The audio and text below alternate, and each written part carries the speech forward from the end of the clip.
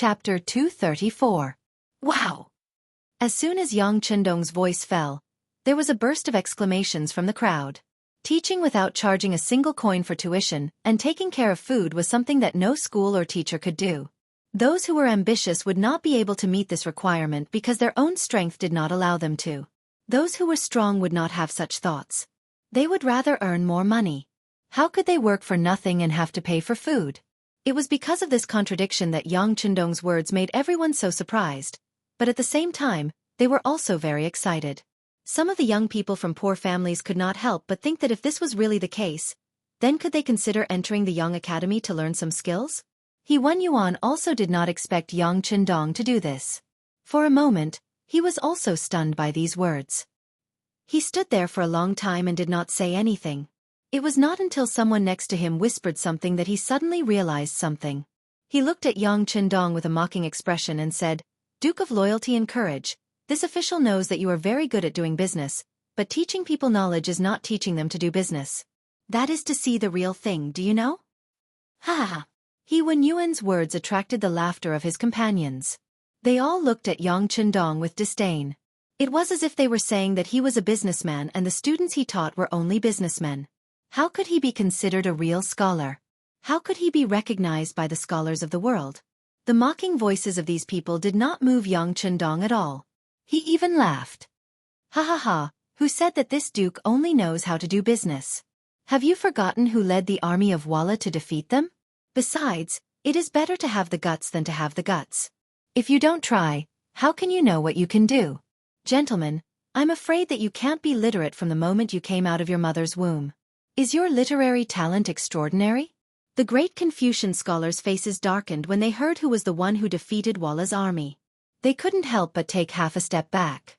At this moment, they remembered that the person in front of them was someone who could lead an army to defeat the powerful Walla. He killed people on the battlefield without blinking an eye. If they really angered him, they wouldn't be able to reason with him. On the other hand, Wen Yuan was not as scared as the others. He had a bit of courage. Duke of Loyalty and Courage, don't try to change the topic. You know how to do business, you are proficient in the art of war, and you can lead troops into battle. But that doesn't mean that you are proficient in poetry, or that you have truly comprehended the 4 books and 5 classics. During the Great Ming Dynasty, scholars mostly studied the way of etiquette, which was the so-called matters of the sages and virtuous men, and the records of the sages and virtuous men. For example, the Analects of Confucius, the Book of Rites, the 4 books, the 5 classics, and so on. Only those who were proficient in this study and could quote from the past and the present could be regarded as a person with profound knowledge. Only then would they be placed in an important position by the imperial court, and enjoy a high position. Wen Yuan mentioned these deliberately to humiliate Yang Chendong. He was just a scholar who was bestowed the title of Juren by the emperor. In addition, he was so young. How could he be proficient in these things? He thought that by saying this, he would embarrass Yang Chendong and make him retreat. But unexpectedly, after hearing this, Dong Shuai didn't have a trace of embarrassment on his face. Instead, he laughed loudly. Isn't it just poetry? This duke can just casually open his mouth and it will be done. Ha ha ha ha ha. This time, it was Wen Yuan's turn to laugh. Duke of Loyalty and Courage, there are some things that can't be solved just by talking big. You have to know that it's easy to write a poem. However, if you want to write it well and let people remember it, it's extremely difficult. Don't be careless and lose your status. Of course not. Yang Chendong firmly shook his head. Since this duke is going to write poetry, it will not be an ordinary work. If you don't believe me, Assistant Minister can listen to it and then comment. Seeing that Yang Chendong didn't seem to be joking, Wen Yuan was first stunned. Then, he turned to look at the crowd and found that there were many envoys from other countries. He hesitated. It was true that he came to find trouble with Yang Chendong, and it was also true that he came to make him lose face. But if he really made the Duke of Loyalty and Courage lose face in front of the foreign envoys, it would be unsuitable for the country. Wen Yuan's hesitation was seen by Yang Chendong, and it made his impression of this person much better. Knowing the big picture had its advantages. If this person only came to improve his reputation by stepping on him, then after this matter was over, he would have to settle the score. Since Wen Yuan was in such a difficult position, Yang Chendong didn't give him a chance to choose. He, who was originally very confident, opened his mouth and said, "I saw it." When Yang Chendong, who had raised the topic, opened his mouth, He Wan Yuan and the others immediately shut their mouths and looked at him. When he noticed that everyone's attention was on him, a confident smile flashed across Yang Chendong's face. He continued to say, "A shepherd boy rides a yellow ox. His song shakes the forest. He wants to catch a cicada, but suddenly he shuts his mouth."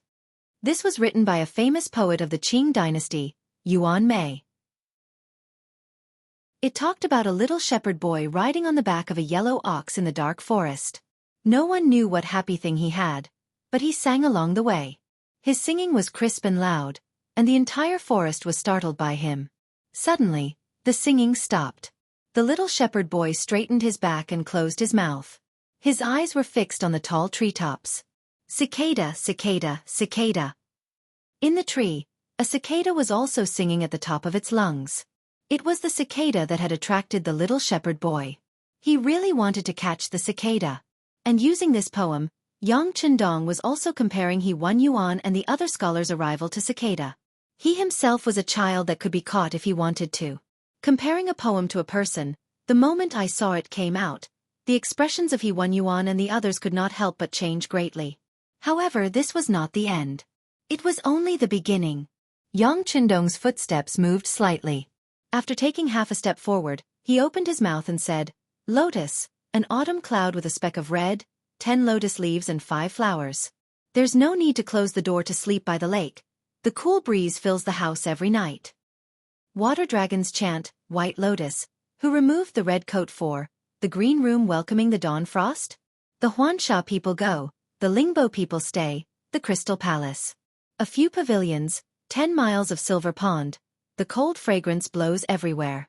In the dusky gull and heron, the bright flowers of the night, deep and indistinct. What's more, the clouds are clear and practiced, the dance is light and graceful, the fan is half lowered. Light makeup, the moonlight, immortal and elegant, the powder faded. When the small boat returns, the duckweed opens, the mirror looks out. Afraid of the remains, the cold waves, the 10,000 leaves, the west wind war. The former was a poem by Chao Yin of the Qing, and the latter was a poem by Wang Chutong of the Qing.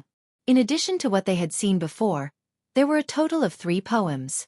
They were almost all connected, and were all good quatrains. For a moment, it naturally shocked He Wan Yuan and the others, making it impossible for them to find the problem. They were shocked, but Yang Chendong did not seem to be satisfied. He looked at He Wan Yuan and the others who had come looking for trouble and said, "Poetry is only a small path. As long as you study hard and accumulate, it is not difficult to create good sentences. Don't you think so? Well, since you have come today, it would not be right if I did not give you something. This way, I will give you a poem. You must listen carefully. If there is anything you do not understand, you can come back and ask me." Ha! Yang Chendong's proud laughter fell into the eyes of He Wan Yuan and the others, making them angry. No matter what, they were people who had been studying for half their lives. Yang Chendong would only be 20 years old during the new year. Even if he could compose a quatrain, it would be impossible for them to ask for advice. This was simply an insult. Everyone looked at Yang Chendong with a few more traces of anger and annoyance. On the other hand, He Wan Yuan seemed to have a pretty good ability to calm himself down. When he looked at Yang Chendong, he said, "I wonder what loyal and gallant Duke has to teach us. We are willing to take a look. If there is something we don't understand, we can naturally ask for guidance. However, if you say it out loud, we will understand immediately." Haha. You don't have that high of an IQ.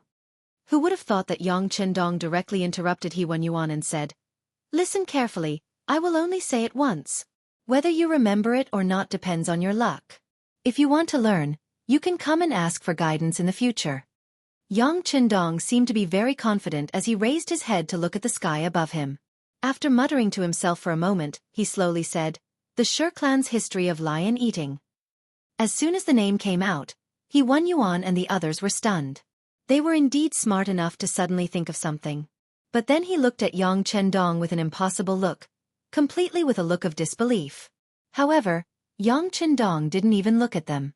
Instead, he looked up to the sky and said, "Stone chamber poet Shi, the gluttonous lion, swears to eat 10 lions. From time to time, He was a lion in the eyes of the city. 10 o'clock. Xianxia City. At that time, the clan saw the 10 lions with the power of the 10-stone arrow, and the 10 lions died. She picked up 10 lions' corpses, which fit the stone chamber. The stone chamber was wet, so she sent a servant to clean the stone chamber. She began to eat 10 lions' corpses.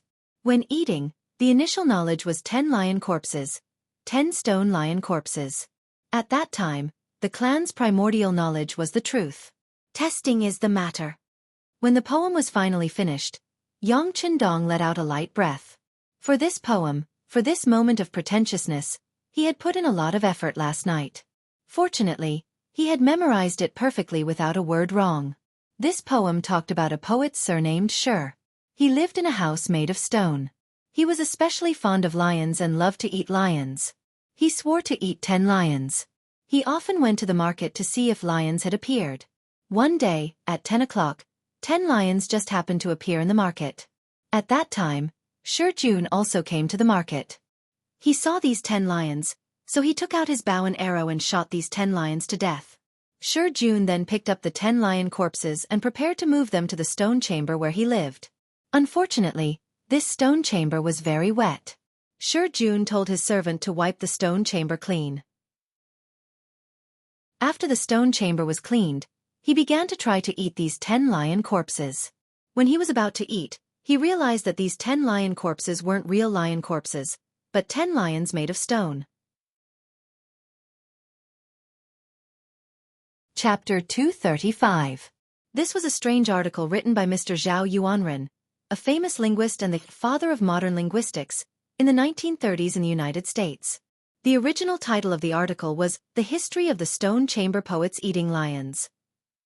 The full text was 94 words, later expanded to 103 words, including the title of the article, a total of 110 words. If it was read aloud in Mandarin, people who did not understand ancient Chinese would not be able to understand it at all.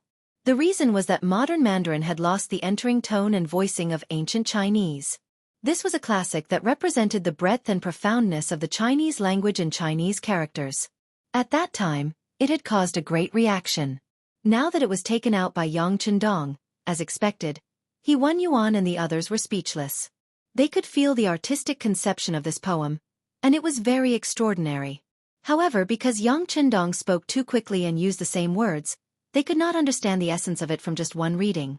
It was precisely because they could not fully understand that at this moment, He Wan Yuan and the others were shocked. They stood there dumbfounded and did not know what to say. Isn't it too fast? You don't understand?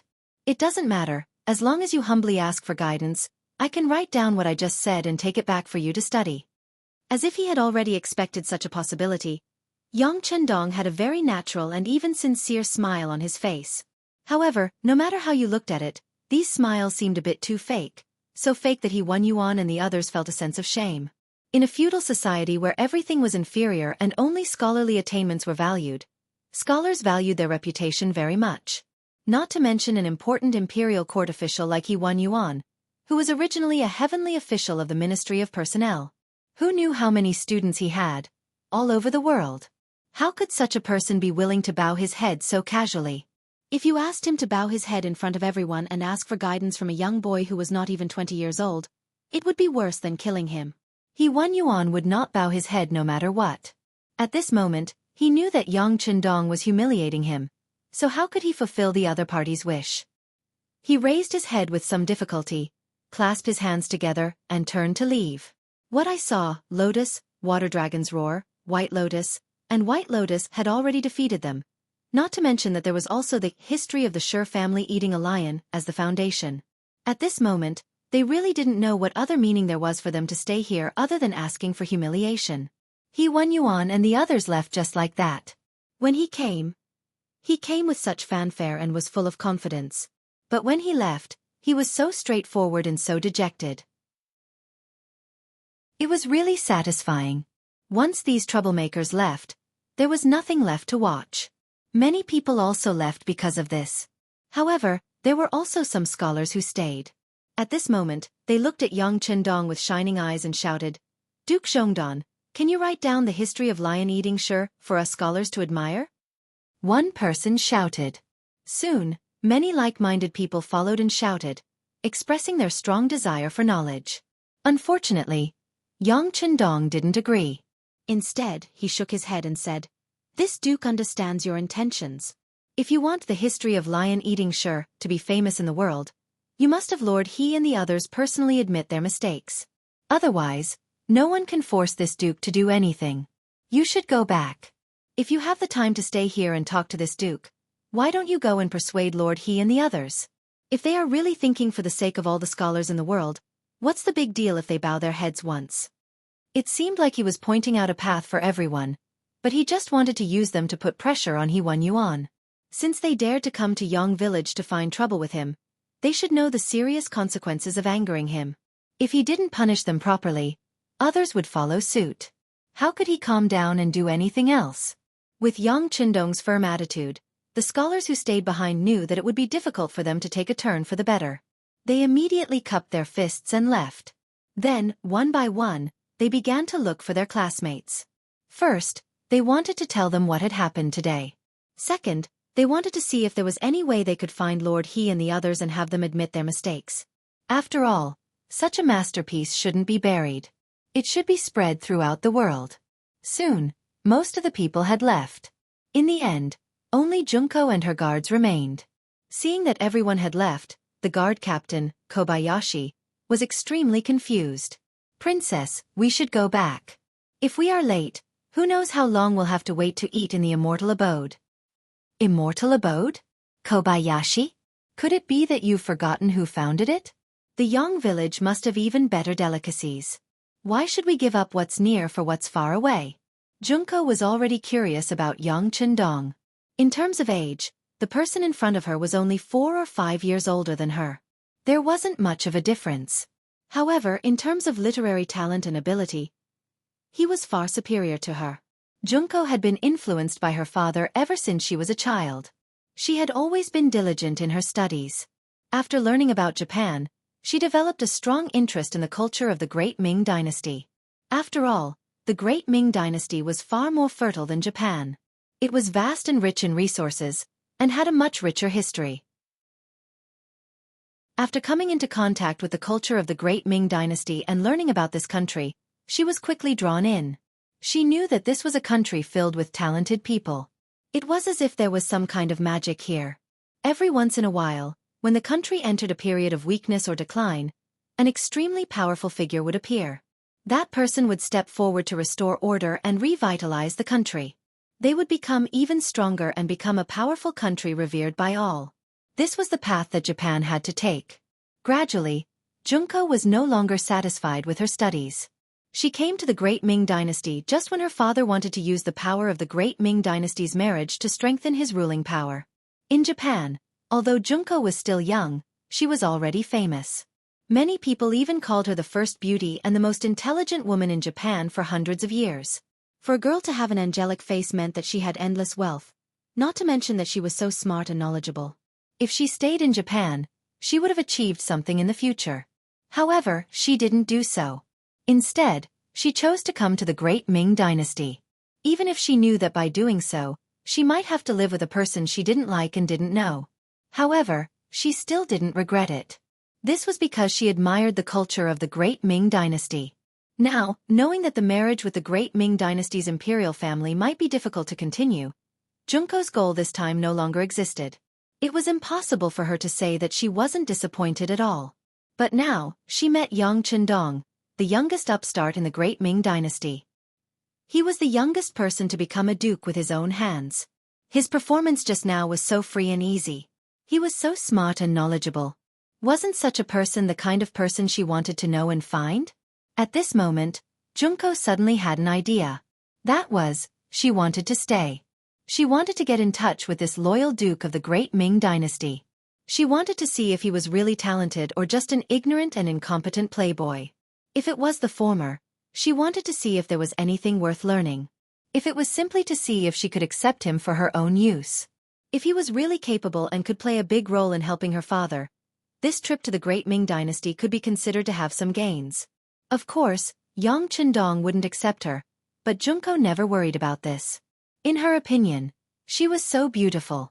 In Japan, Even men who were about the same age as her father, or even a lot older than her father, couldn't help but show a greedy look when they saw her.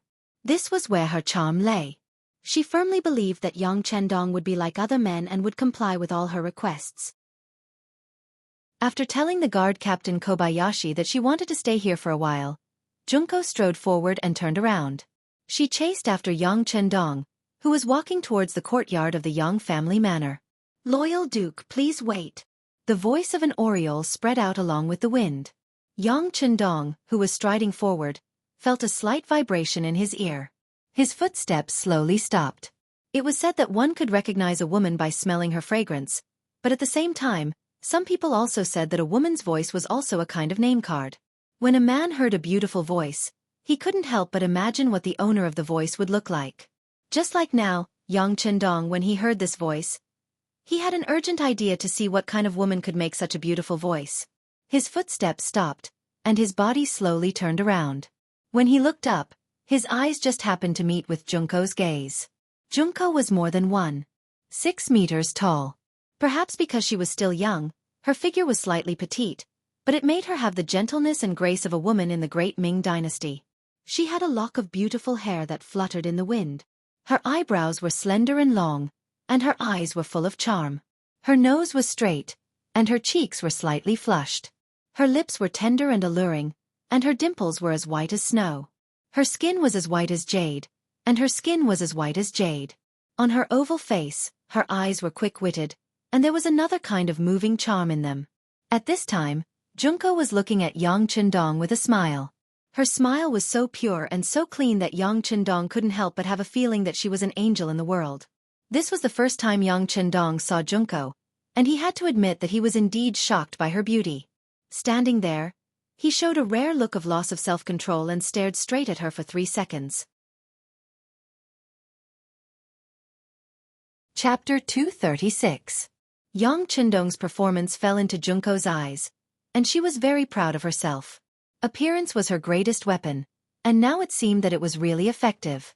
Presumably, no matter what kind of request she put forward next, this loyal duke of the great Ming dynasty would definitely not refuse.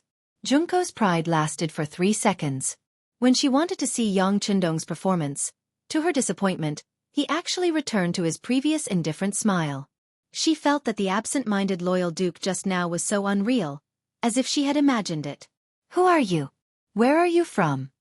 While Junko was still in a daze, Yang Chendong had already asked her about her origin. The reason why he asked this question was also because of Yang Chendong's confidence. With the power of the Security Bureau, if there was really such a young and beautiful woman in the capital, it was impossible for them not to even mention it. Although he had never ordered Yang Chendong to collect beautiful women, if there was such a woman, Yang Chendong believed that his subordinates would definitely report it. But there was no such report, so there could only be one answer. This woman did not belong to the capital. Junko had always regarded men as nothing, and except for her father, she rarely pretended to talk to men. But for some reason, when Yang Chendong asked her this question, she couldn't help but reveal her identity. She replied softly, "My name is Ohara Junko, and I am the Princess of Japan." But just after she said this, the captain of the guards, Kobayashi, whispered in disbelief, "Princess, be careful with your words." No wonder Kobayashi was so nervous. It was because Junko's identity had never been disclosed to the outside world. Even the Ministry of Rights of the Great Ming Dynasty did not know about her existence. But now, she took the initiative to reveal it. No wonder he was so anxious. "I'm sorry, Kobayashi, I forgot myself." Junko, who heard the reminder, immediately blushed. She knew that she had made a mistake, and it was not a small mistake. She immediately whispered to Kobayashi in Japanese. The conversation between Kobayashi and Junko was in Japanese, and there was not much difference between it and the Japanese of the later generations. But in the relatively isolated Great Ming Dynasty, there were very few people who could really understand this language, and Yang Chendong was one of them. In his previous life, he went to Japan to perform many tasks, so naturally, he was very familiar with the language there. At this moment, he naturally heard the conversation between the master and servant. Although he understood it, the clever Yang Chendong still pretended that he didn't understand it, and even showed that he didn't understand anything. He didn't even clearly hear the first sentence of the identity introduction in Chinese. "What did you say?" Junko? What a strange name. Where are you from? Who are your parents? When Yang Chendong asked like this, it could be noticed that Junko's face instantly relaxed a lot. Junko only heard her name and didn't understand the identity introduction. At the same time, she quickly thought of another identity and said, I'm a businessman from Japan, an ally of the Great Ming Dynasty. I've long heard that the capital of the Great Ming Dynasty is so prosperous, and I always yearn for it. This time I came out to see the world. Soon, she fabricated an identity, and it was half true and half false, which was no problem for most people in the Great Ming Dynasty. But in the end, she underestimated Yang Chendong too much. Not to mention whether the security bureau could find out her true identity. For a loyal man who knew Japanese, what secrets could she have in front of him? It's just that Yang Chendong didn't mean to point it out. Since the other party had intentionally concealed their identity, they must have other motives. Although he was curious, he still decided to get in touch with them and see if there were any opportunities for him to gain. Of course, whether this was related to Junko's beautiful appearance, only the sixth young master Yang himself knew. It turned out to be a foreign friend. It's this official's eyes that are blind. As you said, the capital of the Great Ming Dynasty is indeed very prosperous. Since you're here, you should take a good look. But forgive this eunuch for being busy, so I won't accompany you. Yang Chendong said with a smile. After saying this, he turned around and left. Yang Chendong's performance, in addition to being polite, also had a trace of unfamiliarity, which made Junko very unhappy. All along, men in her eyes were just lives that only had desires. As long as she wanted, she could summon them at any time and send them away at any time. How could there be someone like Yang Chendong, who didn't seem to be moved by her appearance and took the initiative to keep people 1,000 miles away? Maybe it was because he was not convinced, or maybe it was because he wanted to prove something. Junko unexpectedly said, Great Ming Dynasty's loyal duke, you just said, the history of lion-eating shirt too quickly. This little girl didn't understand it very well. I don't know if you can ask for advice? This little girl actually admires the loyal duke very much. While speaking, Junko also showed a shy look as much as possible. This was what she learned from the concubines in her father's imperial palace. Although she looked down on that kind of woman from the bottom of her heart, she had to admit that in order to survive, sometimes their special performance was indeed worth learning. Oh, you, a girl, are also interested in the history of lion-eating sure? Yang Chendong, who had half of his body turned around, suddenly raised the corner of his mouth at this moment. He deliberately showed an attitude of isolating the other party in order to change from passivity to initiative. Women, sometimes beautiful women, were so strange. The more you took the initiative, the more unwilling the other party would be to pay attention to you. On the contrary, if you ignored the other party would look at you differently. Just now, Yang Chendong deliberately showed a different attitude, and sure enough, Junko was hooked. Since the other party had such a request, Yang Chendong, who wanted to know the other party's purpose, naturally wouldn't be polite. Yes, Great Ming Dynasty's loyal duke, this little girl is indeed very interested in the history of lion-eating sure. Seeing Yang Chendong turn around, Junko immediately showed a confident look.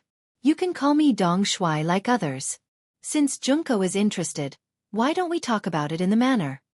Yang Chendong politely maintained a smile, and then made a gentlemanly gesture. Seeing Yang Chendong's invitation, Junko was very happy, and even lowered her head shyly. She knew that such an approach would be very lethal. Thank you, Dong Shuai. Junko agreed and strode toward Yang Chendong. Xiao Lin and the other bodyguards followed closely behind him, but when they arrived at the gates of the Yang Manor, Hu Mang, who had always been by the sixth young master's side, suddenly stretched out his large hand and blocked Xiao Lin and the others. He then said in a heavy voice, The manor is an important place and is considered private property. Outsiders are not allowed to enter without permission. It would be best if you all stood guard outside. Xiao Lin was a little dissatisfied that the princess wasted her limited time in such a seemingly ordinary manner. Now that he heard that he and others were not allowed to enter, how could he be willing to comply? He immediately widened his eyes, looked at Tiger's Mane and said loudly, Baka! Ha! What do you want to do? Although Tiger's Mane did not understand Japanese and did not understand the meaning of this sentence, he could see that Xiao Lin was angry. He immediately glared back at him with an unyielding look. As soon as Tiger's Mane got angry, the tall Beta Persei directly took a step forward, almost sticking to Xiao Lin. Then with his unique height, he stared at Xiao Lin condescendingly, as if he was ready to attack at any time. Not only Beta Persei, but even Yang Wu, as well as Lung Feng of Chiovi's first guard, also looked ready to attack at any time. The originally harmonious atmosphere became a lot more tense because of Xiao Lin's words. A murderous aura filled the place, and even Junko, who did not know Kung Fu, felt a chill. Junko didn't understand why she felt this way, but she was smart enough to know that she didn't have any advantage right now. She immediately scolded Kobayashi in Japanese. "Kobayashi-kun, this is not Japan, nor is it the palace. Please control your temper and personality. Princess, they don't let us in. What if someone wants to harm you? Won't it be very dangerous?" Xiao Lin replied, not to be outdone. In Japan, seniority was still very important. Xiao Lin was just a guard captain. Logically speaking, he should not talk to his master like this. But when it came to the other person's life, he did not have to worry so much. It was because Junko knew this that she did not blame Xiao Lin. On the contrary, she also thought that it was indeed too risky to enter Yang village alone. After a slight hesitation, she nodded. "Well, you are right. Let's leave." After Junko finished talking to Kobayashi, she looked at Yang Chendong and said with a beautiful smile, "Dong Shuai, I'm very sorry. My servant reminded me that I have something important to do. I think I have to leave first." She even knew the name of the servant. Yang Chendong was very interested in Junko. He was even more curious about her purpose in coming to the great Ming dynasty. "That is really bad news. But since Miss Junko has something important to do, I won't delay you any longer, please. Thank you, Dong Shuai, for your understanding. If there is a chance, I will definitely come to visit Dong Shuai." Junko said very politely. "There will definitely be a chance," Yang Chendong said with incomparable certainty. Of course, in Junko's eyes, it was hard to say whether this person was too arrogant or not. Finally, Junko left with Xiaolin and 7 or 8 guards. She left Xianxia village.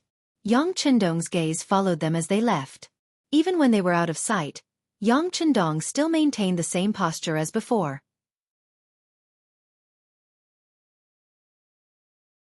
Chapter 237. Cough, young master, Miss Junko has left.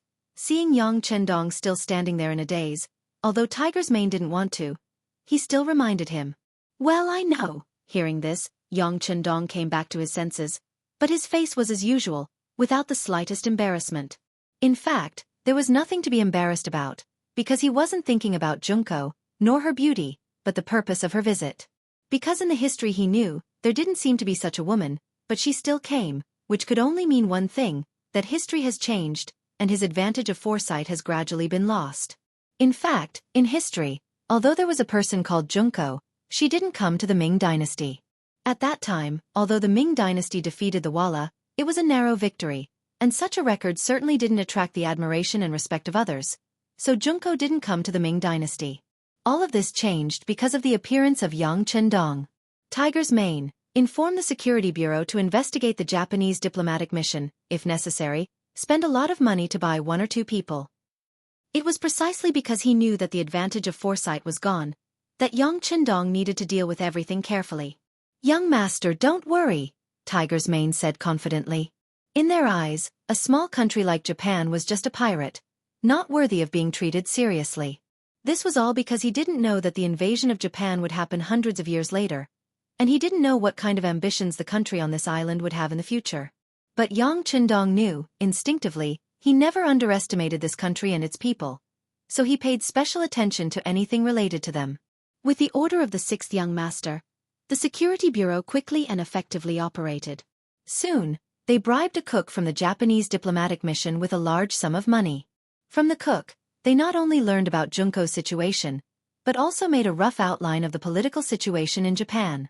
The information was sent to Yang Chendong's study early the next morning, and after the 6th young master spent a lot of effort to deal with Hu Yen and the other girls, he saw the latest information on the table. Junko's appearance naturally couldn't be hidden from Hu Yen and Xiao Yin, the 2 girls who stayed in the manor. In fact, Yang Chendong didn't need to hide it from them. It was precisely because of this that Hu Yen and Xiao Yin felt a sense of crisis when they heard that a beautiful girl, who was only 15 or 16 years old, had appeared outside the Yang family manor and met with the sixth young master.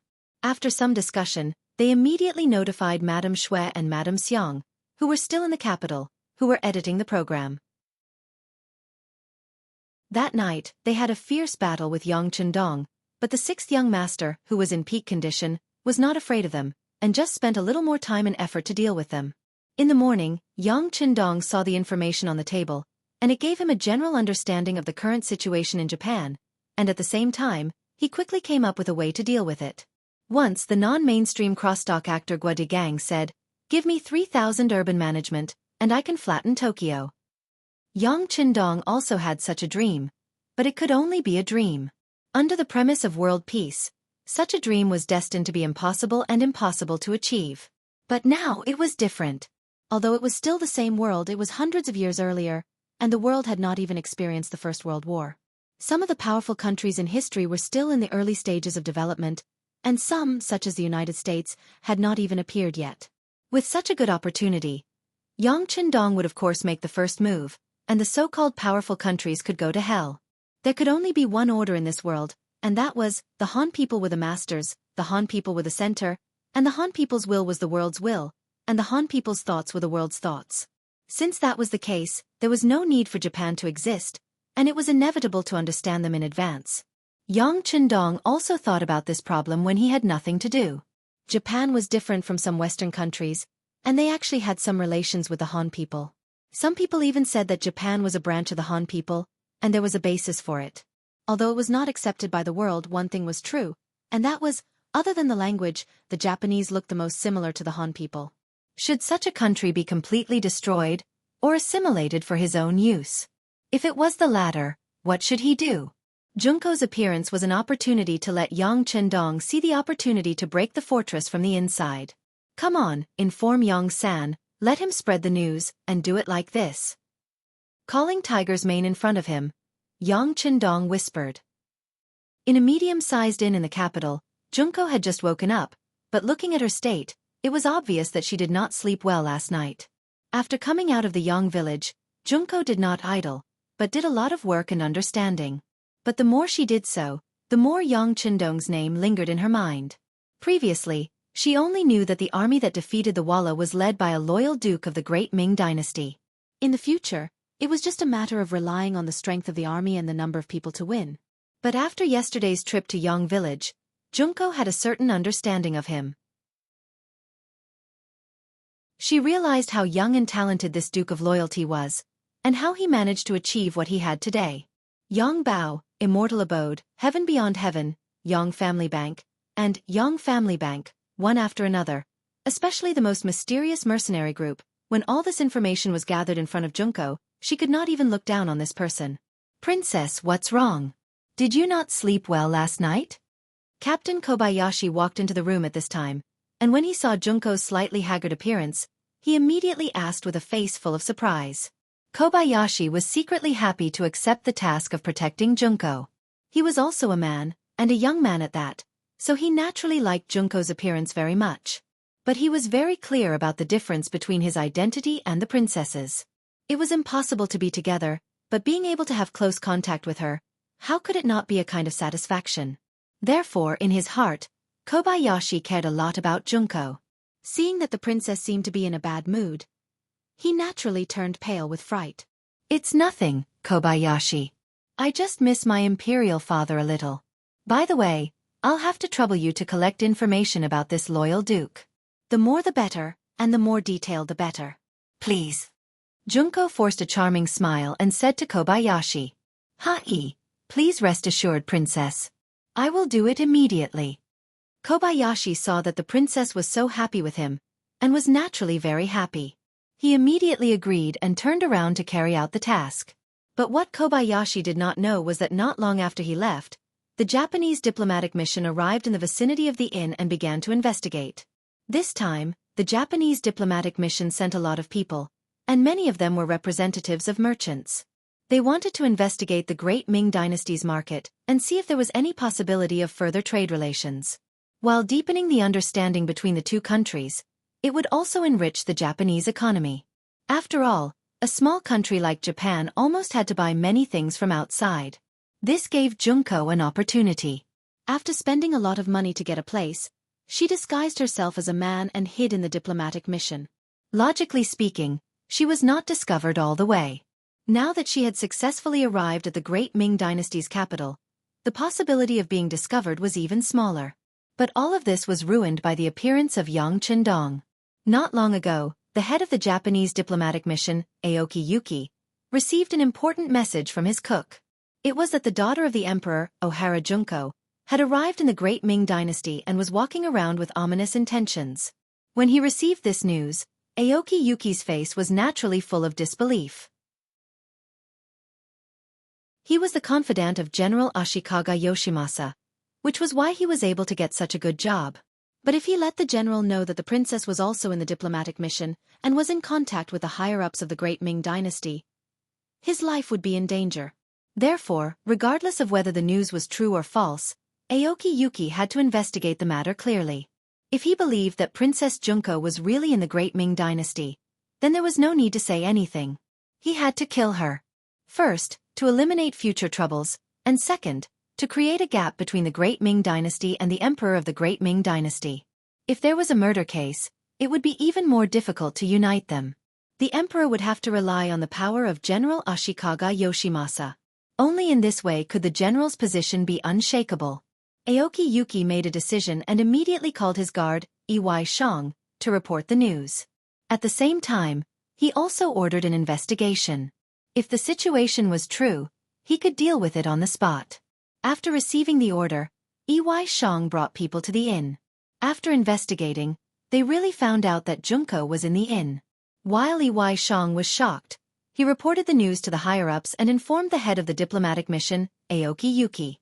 After some discussion, they decided to take action while it was dark. They had to kill Junko and the others in the capital of the Great Ming Dynasty. Through the cook who was bribed with money and the observation of the Security Bureau's spies, Yang Chendong easily determined the decision and mission of the Japanese diplomatic mission. He immediately laughed. Very good. The young master naturally won't let go of the opportunity. A hero saving a beauty?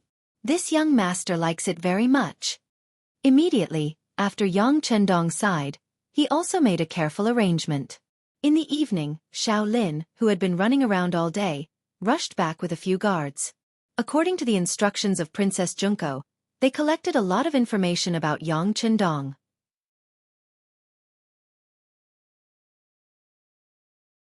Chapter 238.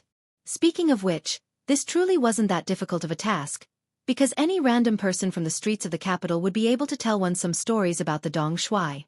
Bringing a lot of information back to the inn, Kobayashi handed it over to Junko. When he saw the happy expression on her face, he felt that his efforts today weren't in vain. Only now did he have time to eat something to fill his stomach. Just as Kobayashi was about to start eating, a trusted guard came in from outside the door. "Captain, the situation outside doesn't seem right. I keep feeling that there is a pair of eyes watching us in the dark." "What?" Throwing away the food in his hand, Kobayashi turned around and looked at the guard who came to report the news with a shocked face. He believed in the ability of his subordinates, and there were some things that he wouldn't say casually. Even if he said it, he should be able to find something.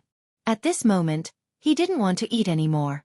Instead, he turned around and walked out of the kitchen, went to a corner of the small courtyard, and began to close his eyes and sense. Kobayashi was originally a guard of the royal family. Because of his outstanding performance, he was arranged to protect the safety of Princess Junko. His strength wasn't weak, and he even came from a ninja family. It was precisely because of this that he quickly sensed something different and a vague sense of danger. Ninjas sometimes have a very strong sixth sense, and Ikigami and the others aren't that strong, so Kobayashi quickly felt the danger. When he learned that he was being watched, Kobayashi didn't panic. This was originally within his expectations. With so many people, and the princess was so beautiful, it was difficult not to be discovered, but he didn't expect it to be so fast. It was precisely because he was prepared that Kobayashi calmly came to the young master's room. At this time, Junko was looking down at some information about Yang Chendong. When she saw the guard captain suddenly appear, she was a little surprised. "Kobayashi? Don't you need to rest? Why are you here?" "We don't need you now, go rest." Princess, we've been discovered. There are many unfamiliar faces outside the inn. It's very likely that they were sent by Ambassador Aoki. I think we need to move. Xiao Lin said in a slightly anxious voice, his eyes filled with determination. Junko was like a goddess in Kobayashi's eyes. As long as he was still alive, he would never let anyone hurt the princess. He swore. What? Junko said in Japanese in surprise, and then a hint of nervousness appeared on her face. Originally, according to Junko's plan, the danger was only on the voyage from Japan to the Great Ming Dynasty. As long as she safely arrived at the Great Ming Dynasty, she could reveal her identity and then propose marriage to the Great Ming Dynasty's emperor. At that time, whether she chose a prince or even the Great Ming Dynasty's emperor, she would not have to worry about her safety. However, because she had no understanding of the situation in the Great Ming Dynasty, she didn't know until she came to the capital. Although the Great Ming Dynasty's emperor had a prince, he was still in his infancy and it was impossible to arrange a marriage. As for the Great Ming Dynasty's emperor Zhu Qiyu, although he was very young, he didn't have any deep foundation. In addition, there were many concubines in the palace. Even if he wanted to arrange a marriage, it would be difficult for him to provide any help to Japan in a short time. Not to mention that the Great Ming Dynasty was now ruled by 2 emperors. She hadn't even solved her own problems. It was even more difficult to get support. The marriage didn't seem to be feasible, so Junko didn't immediately reveal her identity, which also made her safer. Now that the opponent finally came to her door, how could she not panic? Kobayashi, where are we going? After the panic, Junko pretended to be calm and said. After all, she was only a little girl less than 16 years old. Although she was born noble and very beautiful, when it came to facing a real sword, she was afraid that she didn't have any more experience than others. Kobayashi doesn't know. He shook his head very honestly. Princess, you can choose to reveal your identity and marry the Great Ming Dynasty's emperor as a concubine, or we can kill our way out of the capital, find a place with a coastline, and find a boat to return home. Although Kobayashi was confident in his own strength, he only had 8 guards with him this time, and the disadvantage in numbers was his shortcoming. He knew very well that Aoki Yuki, as an ambassador, was leading a team of nearly 500 people. Among them, there were more than 300 soldiers who could fight. He didn't have much confidence in ensuring Naoki's safety in a battle of 8 against 300 people. Let me think about it. Junko didn't expect the choice to come so quickly, and she couldn't make a decision for the time being. After all, this was related to her marriage. The man a woman chose was often related to her life's happiness, so she had to think about it. Princess, there's not much time left. Please make a decision as soon as possible. I'll go out and take a look. Kobayashi didn't want Junko to make the first choice. No man would be able to accept the idea of giving away their goddess. But he couldn't guarantee that the princess could leave safely, so he was in a dilemma. He might as well not participate and let the princess make a wise decision. Some decisions weren't so easy to make. While Junko was still in a dilemma, Kobayashi once again entered the room without permission. This time, his face became much more serious. Princess, it's already dark, and they're about to make a move. There are enemies at the front door, back door, and side door of the inn. I'm afraid we'll have to kill our way out. Kill our way out? Will we die? Junko's nature as a young girl finally revealed itself. After all, she was still young, and few people wouldn't be afraid in the face of death. Junko's expectant expression made Kobayashi's heart bleed. He didn't want to disappoint the princess, but he didn't have absolute confidence. He could only avoid the question and say, Princess, as long as I'm still alive, I won't let anyone hurt you. The hidden meaning was that as long as Kobayashi was still alive, he would desperately protect Junko's safety. But what if he died? After Junko understood the meaning of these words, she nodded with a blank expression. Well, then we'll rush out.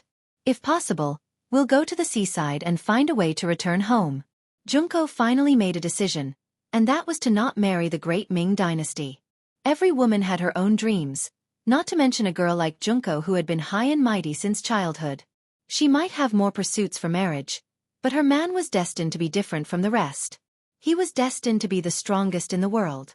After Junko decided not to marry the Great Ming Dynasty, Kobayashi's face lit up with joy. For him, Even if they couldn't live together, being able to die together was a very happy thing. After unifying the goal, Junko first changed into a set of black clothes that she had prepared beforehand. The loose clothes not only allowed her to hide better in the dark, but also allowed her to conceal her perfect identity.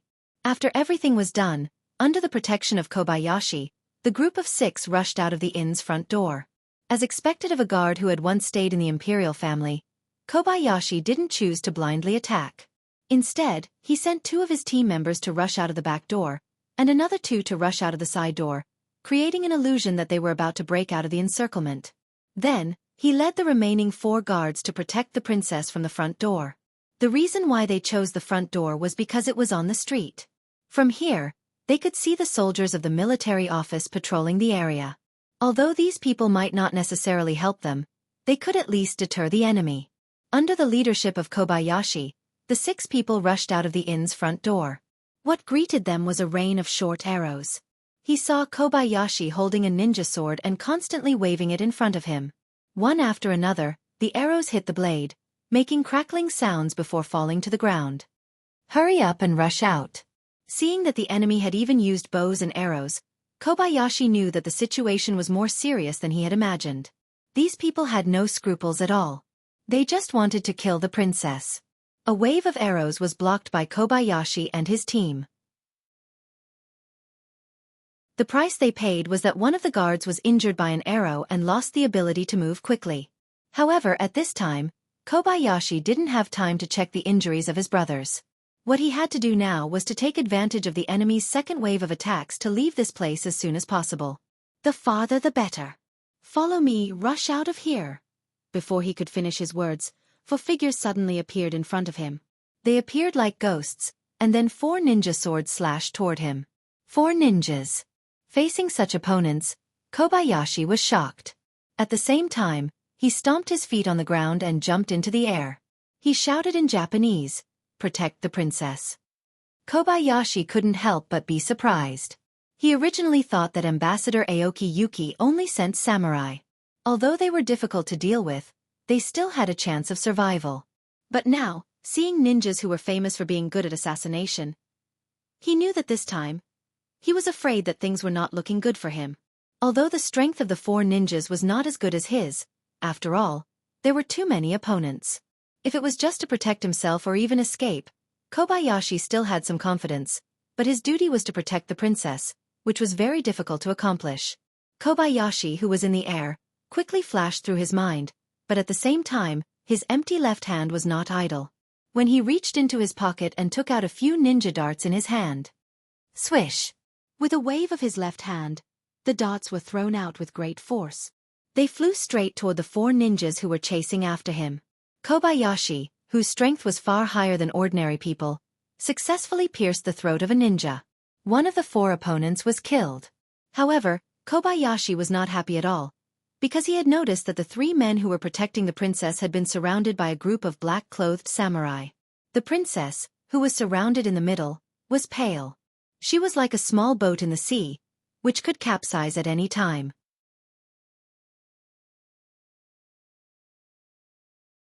Chapter 239.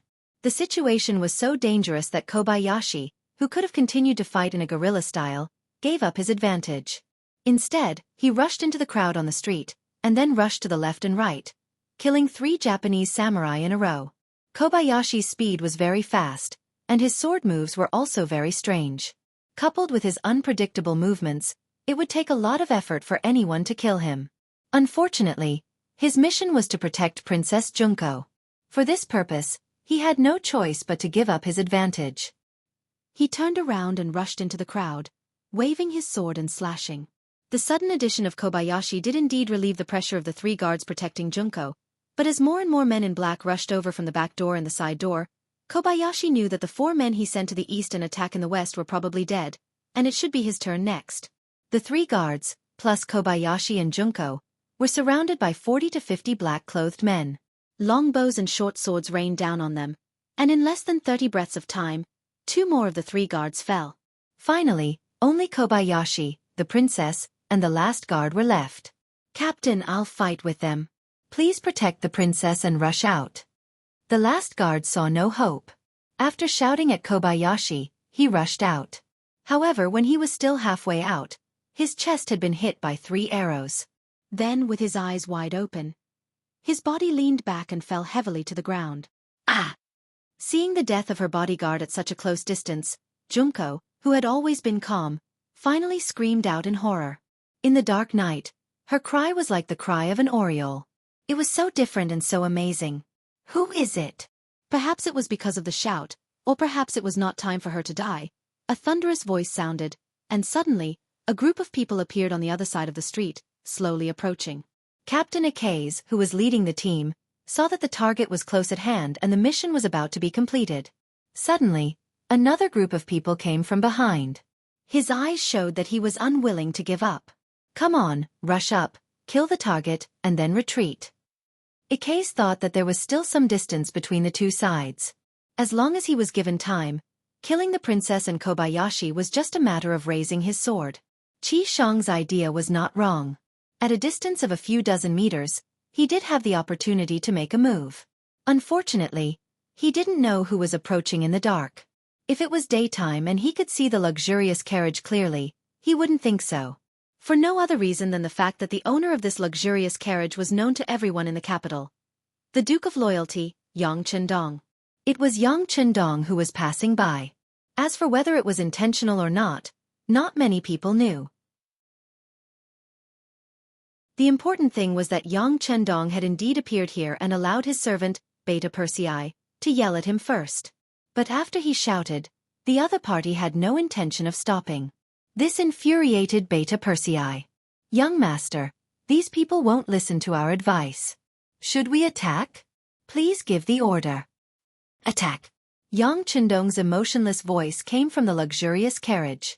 Standing on the street were all Japanese samurai and ninjas. He wouldn't feel the slightest bit of heartache no matter how many of them died, nor would he show any mercy.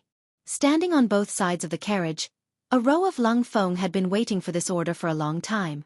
When they heard the word, 6th young master, the 30 people of Lung Feng started a shooting competition by themselves. The reason why it was called a competition was because the 3 classes were competing with each other to see who could achieve more. Bang bang bang. In the dark night, the sound of gunshots was so deafening and earth-shattering. Along with the sound of gunshots, a dazzling red light flashed like a meteor, and the Japanese samurai standing dozens of meters away fell to the ground one by one. Princess, get down. Seeing the red light coming, Kobayashi instinctively hugged Junko and threw himself to the ground. But he didn't know how superfluous this action was. The Leng Feng had already received the order not to hurt the princess. With night vision goggles, how could they hurt Junko in the dark? Bursts of gunshots sounded like firecrackers being ignited. After 2 waves of continuous attacks, there were no more samurai standing on the street. In a short time, except for a few people like Ikigami who reacted very quickly and escaped the first time, the other Japanese samurai present on the scene were all killed. Clean up the battlefield. Seeing that the scene became silent after a burst of gunshots, Tiger's Mane replaced Yang Chendong and shouted the order. For a time, 30 Lung Feng and Chiu V's first guard began to move forward in a searching manner. In the process of moving forward, there were gunshots from time to time. Whenever they found someone who was not dead, the Leng Feng automatically fired a shot. This also depended on the usual training and teaching. In Yang Chendong's words, most of the time, mercy to the enemy was cruelty to oneself. The sound of gunshots came from time to time, making the samurai who were injured but not dead show a determined look on their faces. Knowing that they couldn't escape death if they continued to hide like this, they stood up one by one, wanting to make a last stand. But such an action was not even a threat in the eyes of the Lung Feng. They were already prepared, so they only needed to keep pulling the trigger, and the samurai who stood out voluntarily became a ghost under the gun. At this time, Junko was also lying on the ground. Although she was protected by Kobayashi, she was still trembling. She didn't know who was coming, and she didn't know what fate was waiting for her. She didn't even dare to think about it. Compared with Junko who was scared, Kobayashi's heart was also flustered. He was very clear about the strength of these samurai and even some ninjas. But these people were so vulnerable in front of the people who came, he couldn't help but think, if it was him, facing advanced firearms, how likely would he be to survive?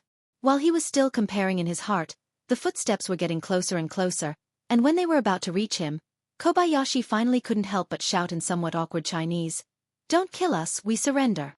It was very difficult to make a samurai, a ninja of the Japanese Imperial family, shout out surrender, and this was equivalent to Kobayashi cutting off his own path as a samurai.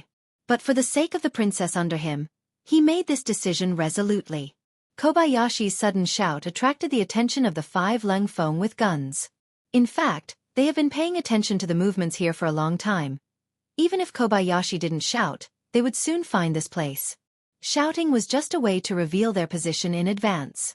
As if to prove that he didn't want to kill, after Kobayashi shouted, he took the initiative to throw the ninja sword in his hand to the ground, then stood up with his hands on his head. "Don't kill us, we are also victims." "Yes, we are victims." As Kobayashi stood up, Junko was also liberated, and naturally stood up, and imitated Kobayashi, holding his head with both hands, with a pitiful expression. "Bring them to the young master." Seeing that the princess appeared safe and sound, Tiger's man, who was in charge of commanding the battle, was relieved, and then took the initiative to step forward, leading Junko and Kobayashi to the side of the luxurious carriage. Kobayashi was naturally specially treated, and he was stopped a dozen meters away from the carriage. But this time, in the face of dozens of black muzzles, he became very obedient. Junko, who followed Tiger's man, smoothly came to the side of the carriage, and saw the scene of the carriage curtain being lifted, revealing the young and confident face of Yang Chendong. It turned out to be Miss Junko. "We are really fated." Yang Chendong slightly raised the corner of his mouth, revealing a faint smile while looking at Junko. Junko didn't expect that the person turned out to be Yang Chendong, but since it was an acquaintance, of course, it couldn't be better. She immediately exclaimed, "Dong Shuai, someone wants to kill me, please save me." Who did such a beautiful Junko offend? Why did you make such a big fuss? Yang Chendong didn't say whether he wanted to save them or not. Instead, he looked like he wanted to know the reason.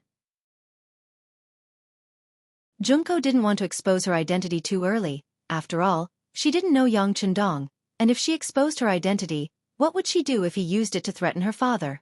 But now that she needed his help, how could she explain the situation in front of her? Junko was still struggling whether to tell her true identity in order to answer Dong Shuai's question. At the other end of the street, there was a burst of dense and complicated footsteps. Hearing the footsteps, Junko's face was once again filled with fear. Yang Chendong, on the other hand, seemed to have expected all of this, and didn't show the slightest surprise. Instead, he showed a warm smile to Junko. "Well, you get on the carriage first. And that guy called Little Lin, take off his black clothes and change into our clothes." Junko's small hand was grasped by Yang Chendong's big hand, and pulled into the carriage. Perhaps because the force was too great, she lost control for a moment and directly rushed forward, until she hit Yang Chendong's broad arms. Only then did she stop. Suddenly being held in Yang Chendong's arms, her nose could smell the strong smell of male hormones. For a moment, Junko was so frightened by the sudden change in front of her that she didn't dare to move. Don't look at how confident she was in front of men, but it was the first time for her to be so close to the opposite sex. Even her father didn't hold her like this. Now, feeling the strong heartbeat in Yang Chendong's chest, she was intoxicated for a moment.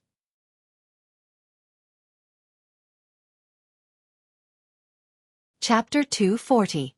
Yang Chendong didn't feel anything wrong. For Junko to throw herself into his arms, he just thought that he had used too much strength just now. This was caused by his underestimation of Junko's body weight. Junko still had a confused expression on her face as she hid in Yang Chendong's arms. A group of people had arrived in front of the carriage a dozen meters away. When these people saw the corpses on the ground and the smell of blood, they instinctively raised their short swords and spears in their hands. The atmosphere instantly became cold and solemn. "Who are you?" the general leading the group asked in a nervous tone. In his hand, he was holding a fireball that could be fired into the air at any time. As long as the fireball was in the air, this area would quickly be surrounded by the Ming army. At that time, even a mouse would find it difficult to escape. "Who are you? Why don't you greet the Duke of Loyalty? Whose subordinates are you?" Seeing more and more people in the night, Tiger's mane was not afraid at all. On the contrary, he was full of energy and shouted loudly. This shout also caused Junko, who was in the luxurious carriage, to tremble. She couldn't help but put more strength into her hands. Her hands that were holding Yang Chendong's waist tightened even more. "Don't be nervous, nothing will happen." Feeling Junko's nervousness and fear, Yang Chendong stretched out his right hand and patted her back gently. That magnetic voice was like the sound of nature pouring into Junko's ears, making her feel so warm and so reassuring. From childhood to adulthood, because of her identity, Junko didn't have much contact with the opposite sex. There were even fewer men who could give her a sense of security. It seemed that her father, the emperor, was one of them. Most of the time, he didn't accompany her. Instead, he was always worried about the state affairs, so it became an extravagant hope for her to ask for her father's embrace. Now, lying in Yang Chendong's arms, feeling the strong and clear heartbeat, coupled with the sound that could make people feel at ease, at this moment, Junko actually had a kind of intoxicated feeling. It was just like the old saying, "It's not the wine that gets you drunk, but you get yourself drunk." On the street, Tiger's Mane's voice could be heard clearly. The soldiers of the warden's office, who had been somewhat nervous and ready to fight at any moment, quickly dispersed when they heard that the person opposite them was the Duke of Loyalty.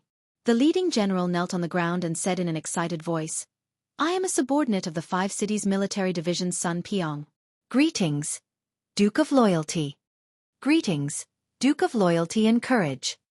Hundreds of soldiers from the warden's office of the 5 cities followed their general and knelt on the ground, shouting loudly. After defeating Walla twice in a row, the Duke of Loyalty had been given the title of War God in the warden's office of the 5 cities.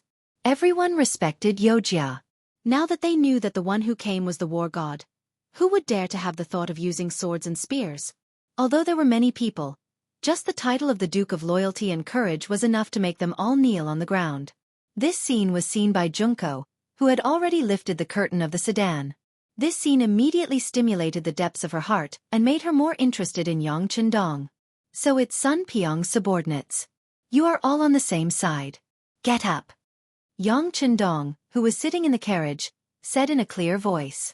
Then he said, "Tiger's Mane, stay here and deal with the matter here. Find out who attacked me and be sure to give an explanation.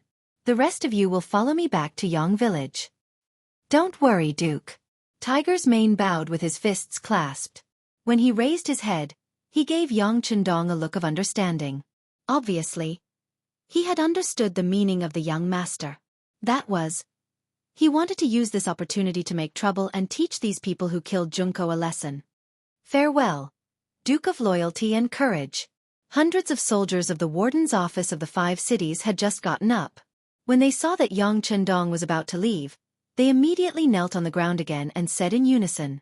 Under the gaze of the great Ming Dynasty's soldiers, Yang Chendong's luxurious carriage drove out of the capital under the protection of the First Guard and Lang Feng.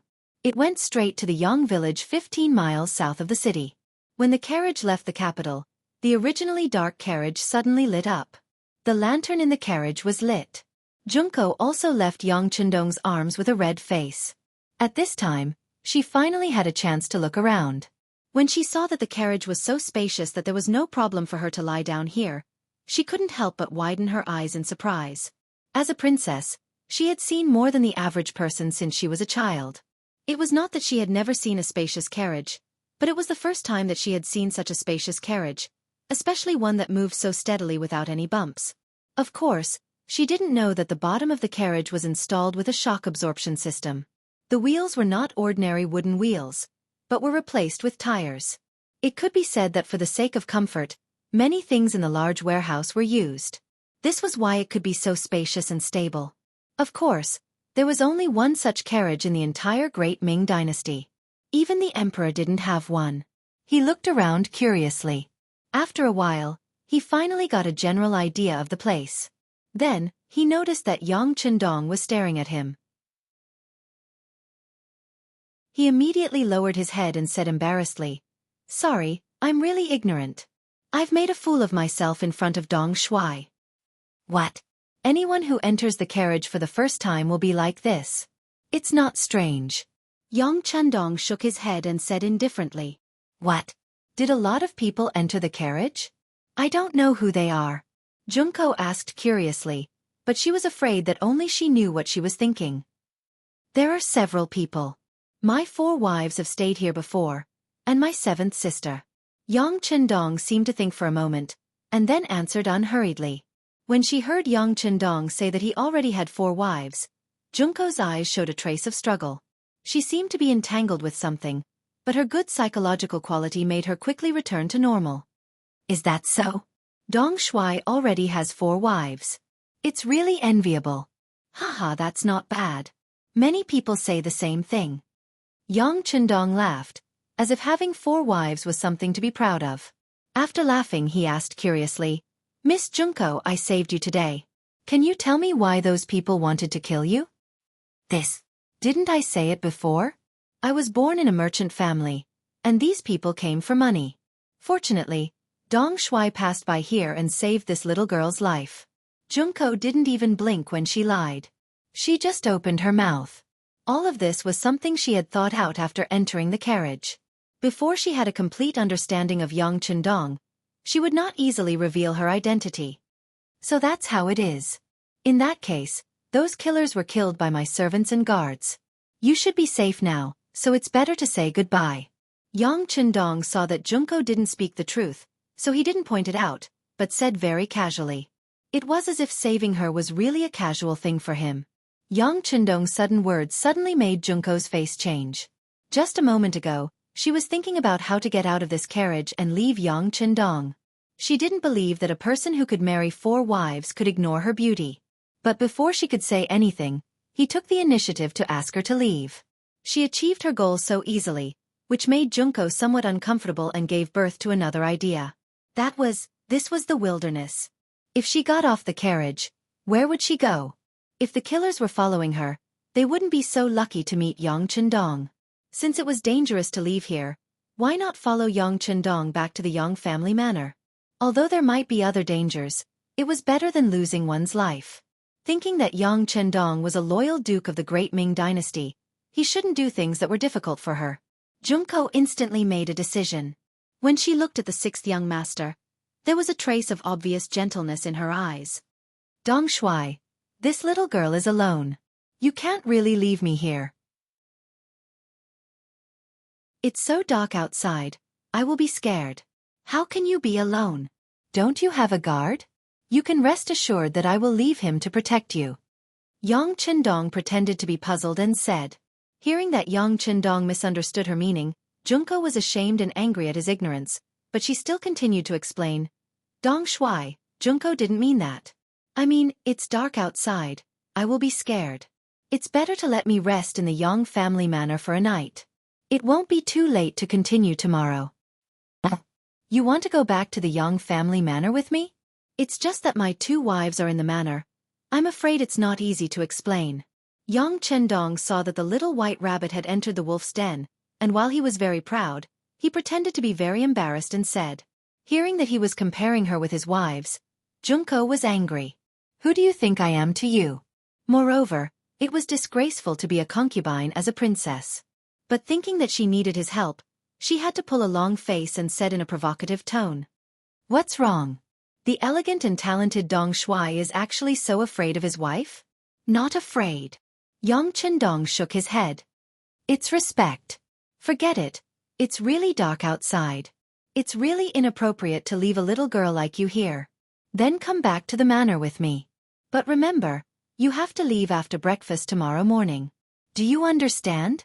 Seeing that Yang Qindong agreed, Junko didn't have any psychological burden to stay in the Yang family manor for a night. She quickly nodded.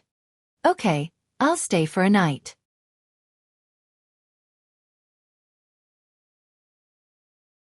Chapter 241. Junko's appearance at the moment was very cute, her big eyes sparkling. After Yang Qindong saw it, he secretly praised her in his heart and nodded. Okay, it's a deal. The carriage had no intention of stopping. Without any other orders from Yang Qindong, the large group of people smoothly entered the Yang village. As soon as they entered the village, Yang Qindong took the initiative to get off the carriage. Under the escort of Beta Persei, Yang Wu, and Qiu Vi, they went straight to the inner courtyard. Junko and Kobayashi were arranged to stay in the guest room in the outer courtyard. When Junko arrived at this new place, she was a little curious. However, because she had just been frightened and the sky was already dark, she felt tired. After entering the guest room, she simply washed her face and went to sleep. Soon, she fell asleep. Kobayashi was a lot more alert. Although he fell on the bed, his six senses were not closed. But no one had any ideas about him, so his caution was unnecessary. In the study of the inner courtyard of the Yang village, Tiger's man had rushed back. He and the people of the 5 cities warden's office had dealt with the bodies of the killers. After finding out that the killers were actually Japanese warriors, they had already reported it. The next step was handed over to the Genie guards and the East faction guards to take over. They just needed to wait for the news. Good, you did a good job. It's already late. Except for the ones on duty, everyone else should go to rest. By the way, don't forget tomorrow morning's morning exercise. Not only can you not stop, but you also have to make a noise, understand? Yang Chendong patted Tiger's man's shoulder, and after thanking everyone for their hard work, he made some arrangements for tomorrow morning. After taking care of business, Yang Chendong returned to his bedroom. First Madame Hu Yan and second Madame Qiao Yin were already waiting for him. As soon as he entered the room, the two of them eagerly stepped forward to help him take off his clothes with great enthusiasm. Yang Chendong stood there and enjoyed the service of the beauties. After his coat was taken off, Hu Yan's careful voice sounded in his ear. Roku, I heard that the Japanese girl named Junko was brought back to the village by you, right? Hee, that's right. She was being hunted down tonight. My husband happened to pass by and saved her. Yang Chendong chuckled as he replied. How could he not know what Hu Yan and Xiao Yin were thinking? However, now was not the time to explain too much. He wasn't 100% sure how things would develop, and he wouldn't say anything if he wasn't sure. Hu Yan and Xiao Yin were clearly not satisfied with his nonchalant answer. However, as a married woman, she couldn't say much. On the day they married Yang Chendong, they were already prepared to share it with others. After all, their husband was too outstanding. Such a person was destined to be extraordinary. Rather than having the time to be jealous here, she might as well take this opportunity to give birth to a child for him. This way, she would have no worries for the rest of her life and would not have to worry about anything. Lu Lang, let us sisters serve you while you rest. After making up their minds, Hu Yan and Xiao Yin looked at each other and made a decision. Both of them began to lean toward Yang Chendong.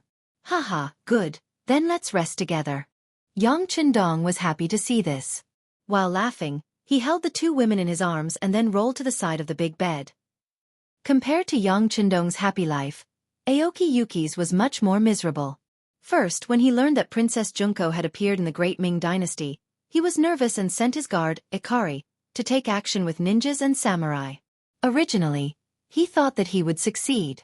But who would have thought that not long ago, Ikari came back and said that he had failed. And this was not the most annoying thing. Then, the people of the embroidered uniform guard came and asked Aoki Yuki to follow them to the yamen on the grounds of assisting in the investigation. Although he had not been in the Great Ming Dynasty for long, he still had some understanding of the yamen of the embroidered uniform guard, which was the Imperial court. Of course, Aoki Yuki refused. He even used the reason that he was an envoy of Japan to protest and oppose. If it was in the future, an envoy of a country would never be easily touched. Even if there was conclusive evidence, it would still need to be approved layer by layer. In the end, it was unknown when it would be done. But now, the Great Ming Dynasty was still prosperous, and Japan was relatively weak. Of course, Aoki Yuki's protest would have no effect. Under the suppression of several burly embroidered uniform guard, he was quickly taken out, leaving the guard Ikari, who was constantly stomping his feet.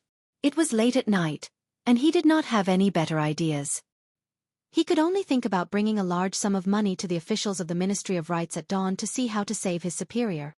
But he did not know that the reason why the embroidered uniform guard acted so quickly was because the matter involved Yang Chendong. The name of the Duke of Loyalty was not only among the common people, but also among the people, the 5 cities warden's office, and even the embroidered uniform guard. Just a while ago, because they offended this person, many eunuchs were threatened with their lives. Now that this matter was related to him, no one dared to take it lightly. At least, they had to take the suspect into custody first. They could not give the Duke of Loyalty a chance to flip out. As for the Ministry of Rights, needless to say, Hu Yan's grandfather was the minister of the Ministry of Rights. If the people there dared to do anything, it would be a strange thing. Of course, Ikari did not know all of this. He was waiting for the arrival of dawn in nervousness and apprehension. After the night, it was dawn. This was a truth that had never changed. When the sun of the new day shone into the room, Junko woke up. But just as she woke up, she saw two maidservants serving her in her line of sight. "Miss, get up. Wash up first." In an unfamiliar environment, Junko, who had no opinion of her own, said obediently. Then, she had the opportunity to enjoy the new toothpaste and toothbrush for the first time. Then it was the appearance of the soap. The fresh fragrance made Junko yearn for it. After washing her face and rinsing her mouth, the divine mirror appeared. The clear mirror reflected the most perfect side of Junko. Then came the new shampoo, the unforgettable perfume spray, and so on. Even the toilet paper was so soft. Junko was completely dumbfounded by all this. Originally, she thought that the life in the palace was luxurious enough. But compared with here, there was still a huge gap. The clothes were very fitting. Among them, there was a shameful bra and other things. Wearing it was comfortable and showed off her figure. It could be said that it was an eye-opener for Junko. She felt that her whole person was completely changed. Along with the arrival of breakfast, the delicious food made Junko eat until she was full. She felt that the amount of food she had eaten in a day was not as much as the amount of food she had eaten today. She changed her clothes and ate until she was full. With a satisfied mood, Junko walked out of the room and came to the courtyard. Then, she saw a scene that she would never forget for the rest of her life. 30 men wearing camouflage uniforms were waving shiny bayonets to practice assassination in the slightly cold morning weather. Their uniform movements made the 30 people's performance seem as if they were one person. Their performance was so uniform that it was as if they were one. But what was even more shocking was that the moment these people rushed out with their bayonets, they didn't make the slightest sound. Because of this, it gave people a terrible feeling. Whether it was practicing formations or weapons, they had to shout. Only in this way could they show their momentum. But these 30 people were doing the opposite. They didn't make the slightest sound during their training. That dull feeling made people couldn't help but give birth to a sense of oppression. It was this feeling that made Junko's chest feel tight and even suffocated. In the distance, the loyal Duke Yang Chendong, who was wearing a vest, was running quickly with more than a dozen people.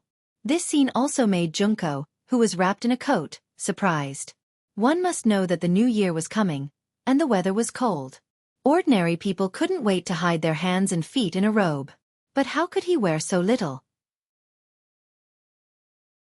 Not only Yang Chendong, but even the men around him were wearing the same clothes.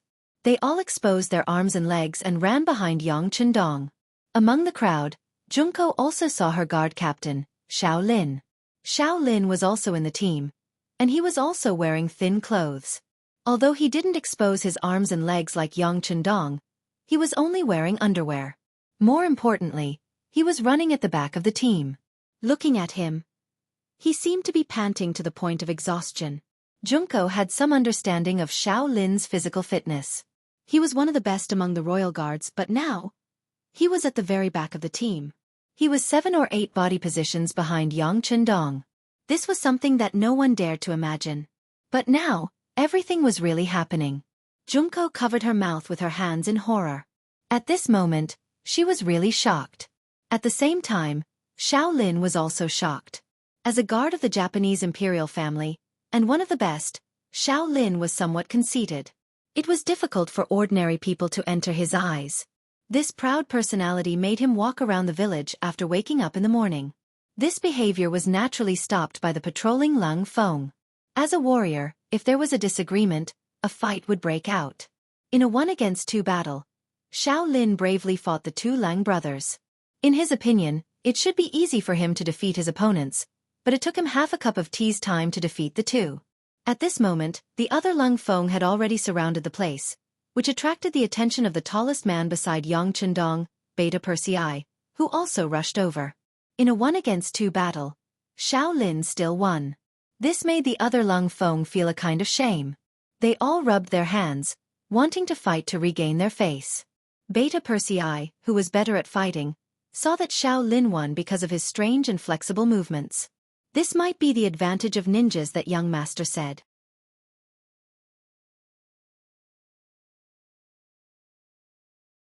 Chapter 242. His nimble movements often prevented the Lang Feng's close-range attacks from touching him. How were they going to fight this battle? Of course, this did not mean that the Lang Feng would not be Xiao Lin's opponent in a real fight. If they fought with their lives on the line, as long as one of them kept the opponent occupied, they could still create an opportunity for the other comrade to kill. Not to mention, when they fought with their lives on the line, would Xiao Lin be able to pass through the rain of bullets and reach Lang Feng?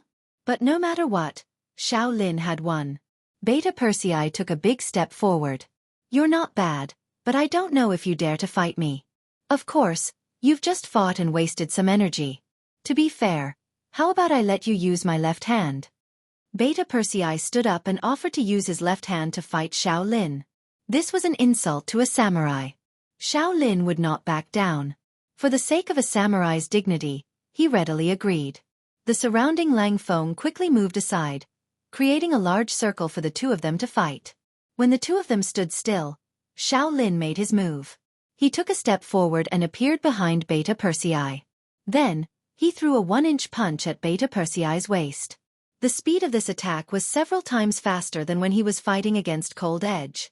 This time, the other Cold Edge members who were watching the show sucked in a breath of cold air. At this moment, everyone realized that Xiao Lin had not used his full strength. Beta Persei stood there motionless, as if he did not notice Xiao Lin's attack. Only when the opponent's 1-inch punch was about to hit his waist and the distance was less than 15 centimeters, did he suddenly turn around and use his right elbow to block the 1-inch punch. Under Beta Persei's sudden counterattack, Xiao Lin only saw a blur in front of his eyes. Then, he felt a sharp pain in his right fist. It felt as if he had hit a piece of iron. The strong rebound force forced him to take 3 steps back before he could regain his footing. Just as he regained his footing, a heart-piercing kick was aimed at his chest. Instinctively, Xiao Lin stretched out his fists to block, but his expression changed drastically upon contact. The power of this kick was so great that Xiao Lin couldn't block it even after using all of his strength. After being kicked, he flew backward until he flew for about 7 or 8 steps before landing on the ground with a loud crash. With just an elbow and a kick, Xiao Lin was sent sprawling on the ground. This scene naturally caused the other Lang Feng members to cheer loudly. Xiao Lin, who had been knocked to the ground, endured the pain from his arm and slowly stood up. You're just relying on your tall stature and strength. If we're competing in patience, you're definitely no match for me. You want to compete in endurance? Then why don't we run? I think this is a way to show off our endurance, right? A voice that wasn't very loud, but just loud enough for everyone present to hear clearly rang out. Listening to the voice, everyone saw Yang Chendong, who was wearing a vest and shorts, walking over with Tiger's Mane, Yang Si, Yang Wu, Yang Lu, Chiu Vi, and other members of the first guard team. Hello, young master.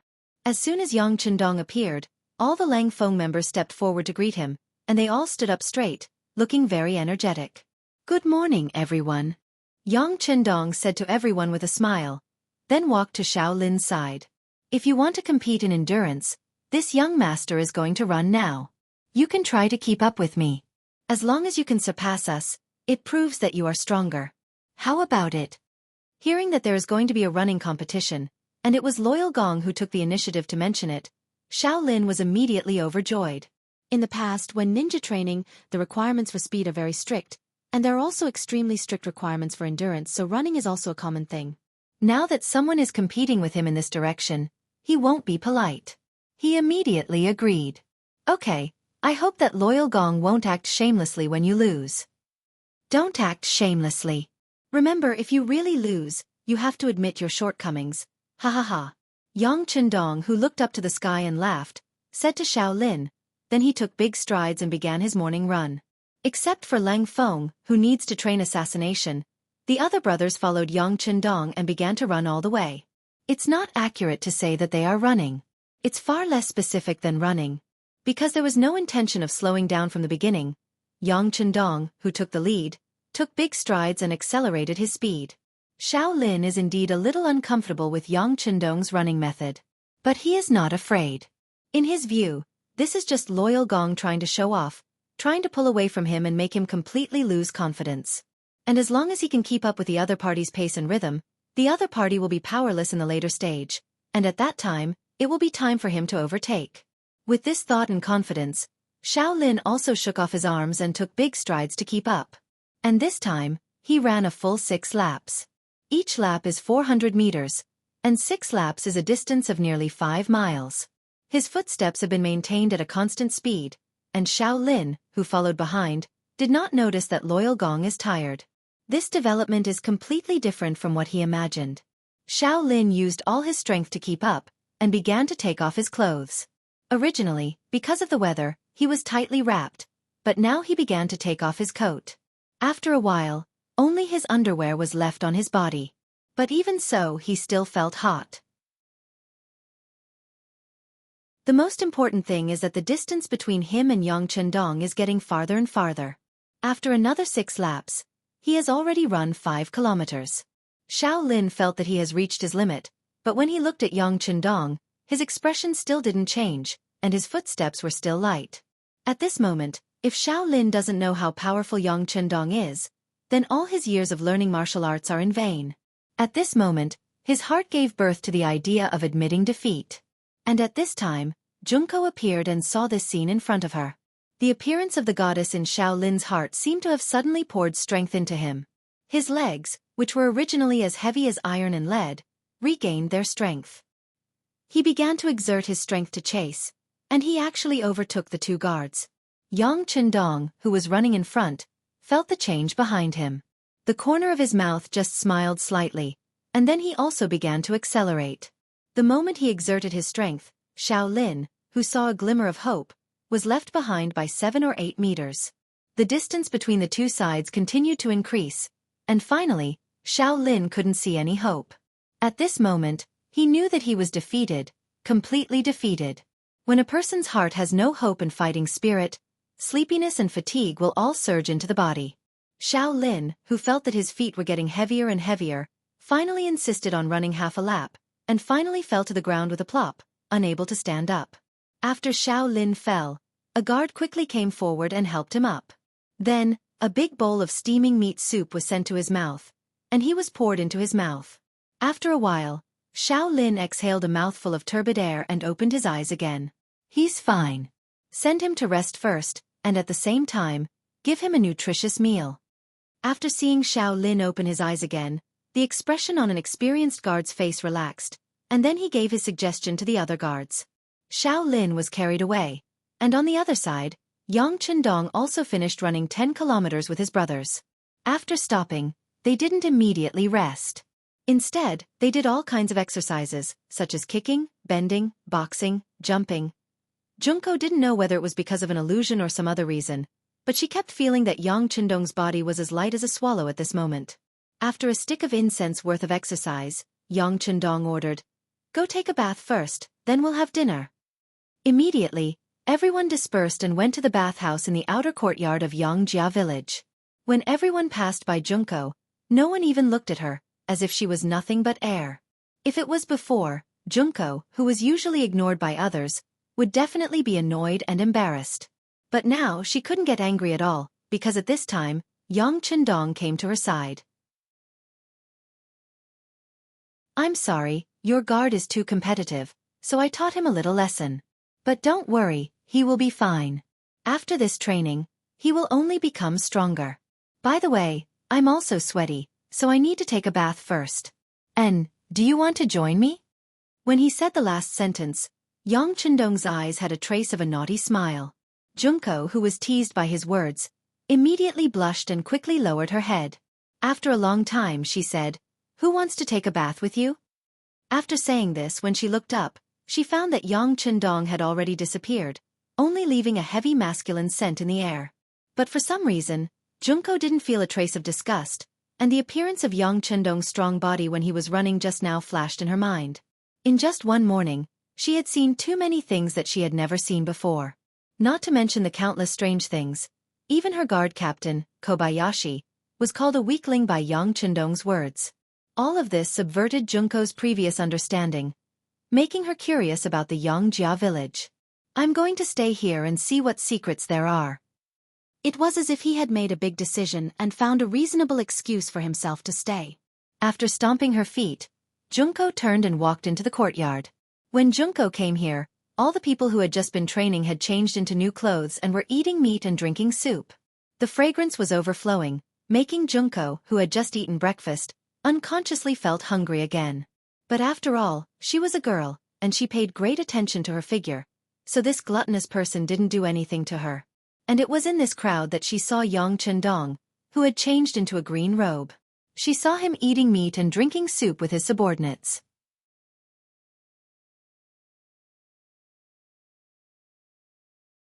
Chapter 243. This was also one of Yang Chendong's habits. Unless there was a major event, he would do his morning exercise as usual and eat with his brothers afterwards. This was an opportunity to improve everyone's relationship. How could he waste it? The dignified Duke of the Great Ming Dynasty actually dined with his servants. How incredible was this in Junko's eyes? At least in her impression, when her father ate, except for major festivals, her mother would sometimes sit with him and accompany him. Generally, he ate alone, which seemed to show his noble status. But when it came to Yang Chendong, everything seemed to have changed.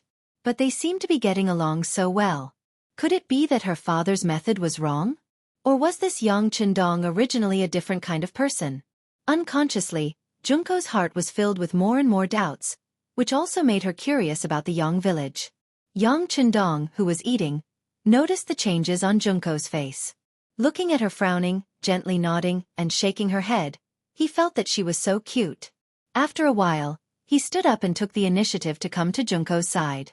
"Miss Junko, I have allowed you to stay here for one night. Now it's already dawn, you should go and see your guards. If there is no problem, it's time for you to leave." "Oh, then I'll go and see little Lin Kuan." She didn't know why, but the closer she was to Yang Chendong, the faster her heart beat. She couldn't figure out the reason, so she turned around in a panic and went straight to the place where little Lin was resting. In little Lin's room, after eating a lot of delicious food, his body was gradually recovering. When he heard the door open and saw Junko appear, little Lin struggled to sit up from the bed. "Princess, you are too tired, don't get up, just lie down." Junko hurriedly came to the bed and sat down on the chair beside little Lin's bed. "Princess, I'm fine.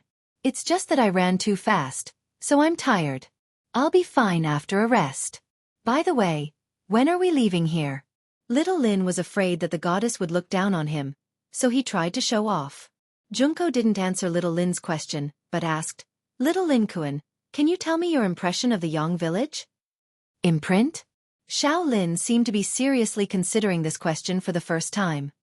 He pondered for a moment before answering, "Princess, Yang village is very mysterious. The people here are also very strong. Their training methods are also very unique."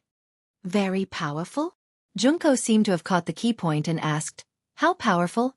Compared to my Imperial father's guards?" "This." Xiao Lin scratched his head. "I don't know since we haven't competed. But it seems that the people here are stronger." "What? Are they more powerful than father's guards?" Junko asked in shock. She had never practiced martial arts before, so she didn't know much about it. But since it was Xiao Lin who said it, it shouldn't be wrong. After all, taking the initiative to slap their own face was not something that a warrior was willing to do. However, he still admitted it.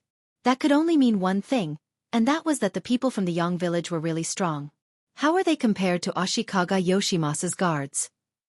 Junko continued to ask. This was the main point she wanted to know. Compared to the general's guards? They must be stronger. Xiao Lin seriously thought for a moment and then gave a rough answer.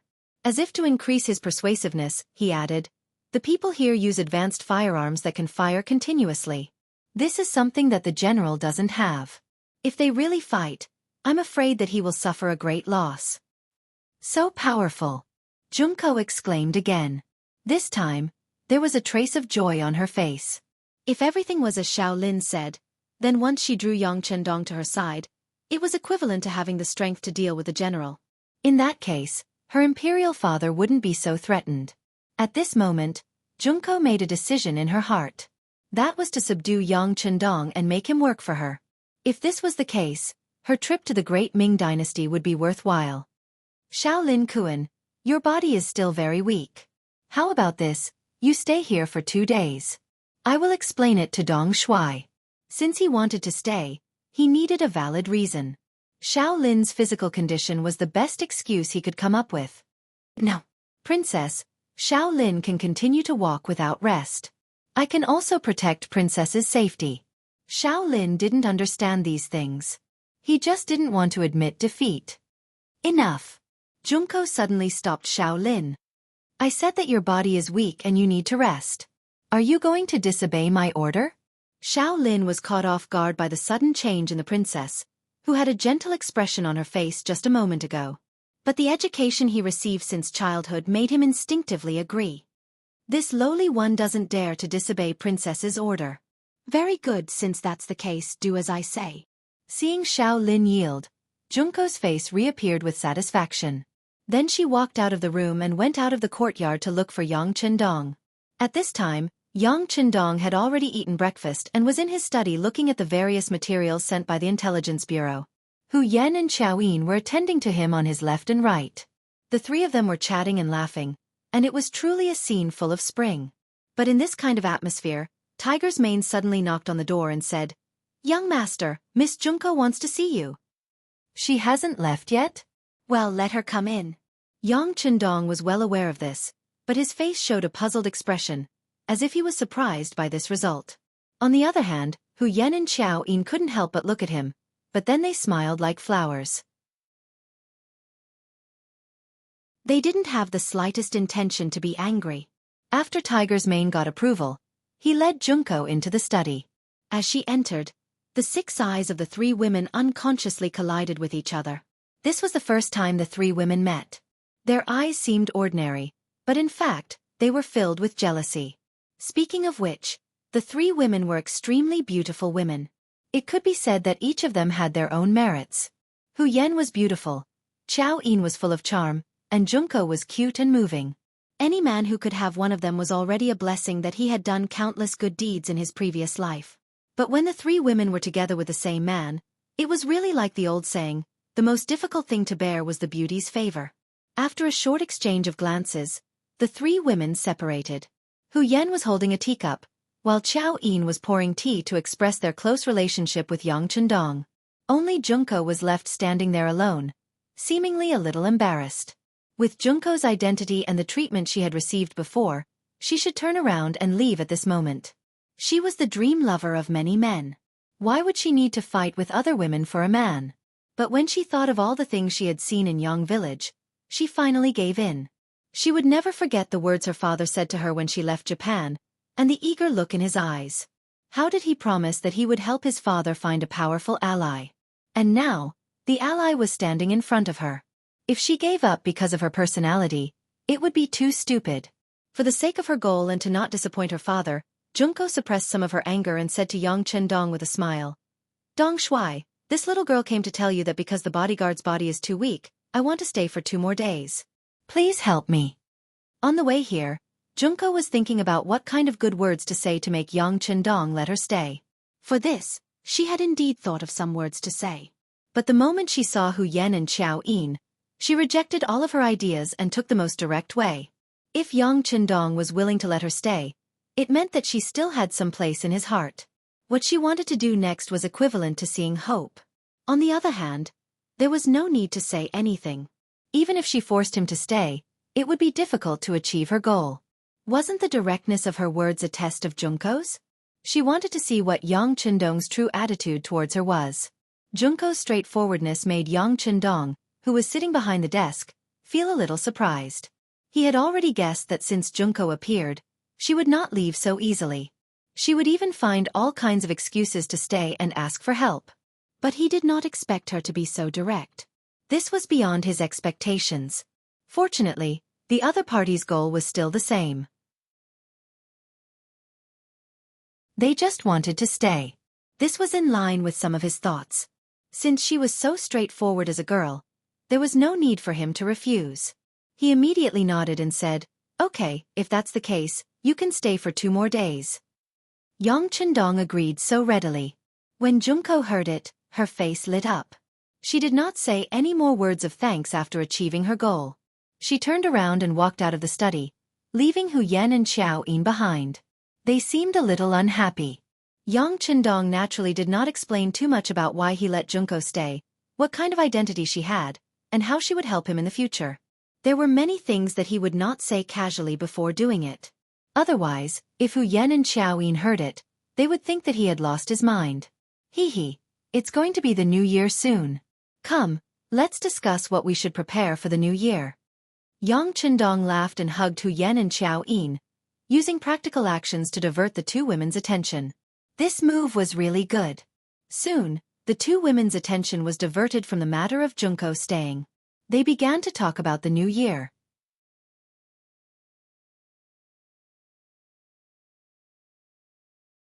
Chapter 244. It was 1450 AD. The spring festival bell rang and the new year arrived. The Yang family manor was more than twice as lively as last year. The four madams gathered around Yang Qindong and smiled happily. The servants, guards, and guards of the Yang family all received recognition from the sixth young master's performance, making them overjoyed.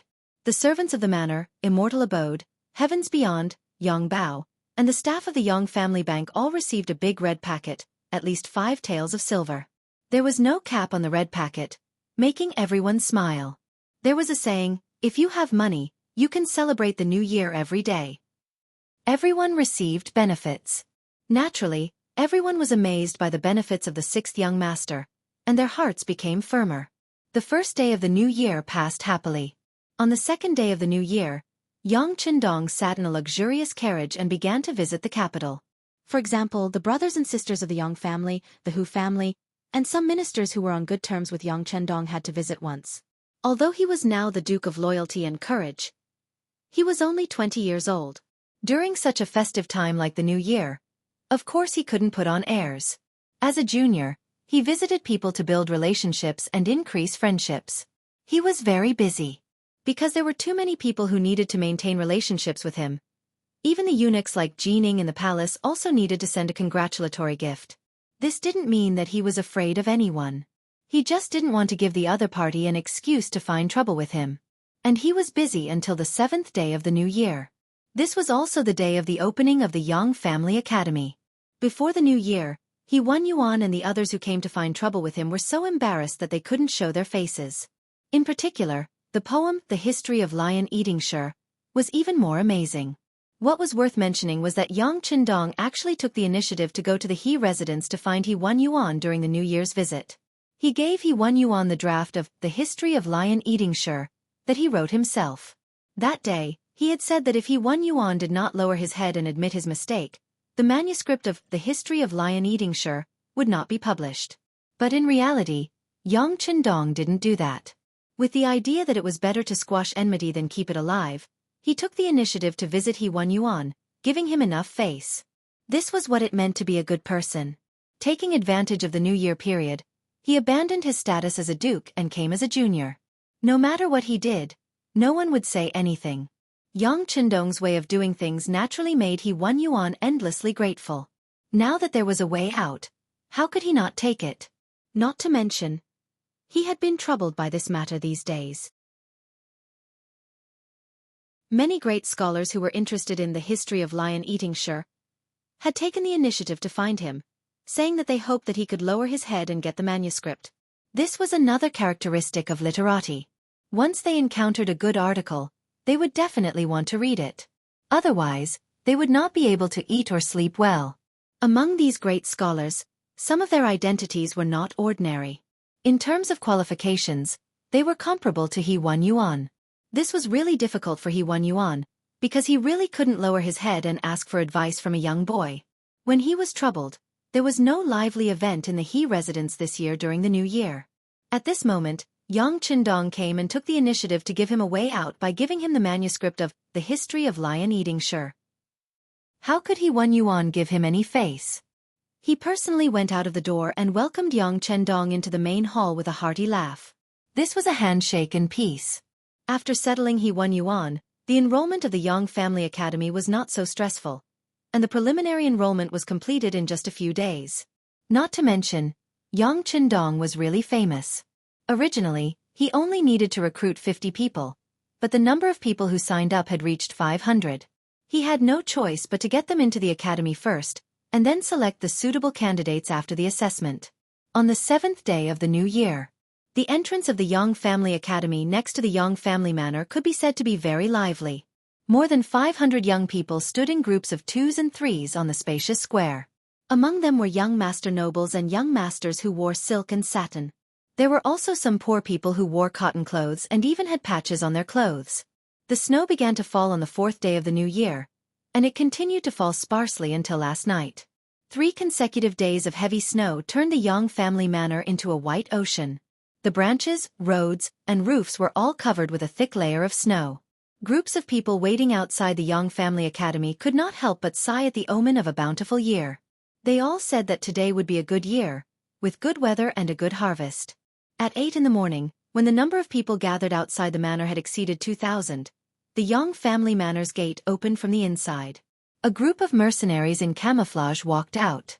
Behind them was Yang Chendong in a green robe. His steps were steady, and his face was filled with a very amiable smile. Under the protection of Tiger's Mane on the left, and Beta Persei on the right, he came forward. The appearance of Yang Chendong made the noisy crowd quickly quiet down. He had this kind of magic. No matter where he appeared, he would always quickly become the focus of attention. At this point, although the contact time was not long, Junko, who was behind Yang Chendong in the crowd, seemed to be used to it.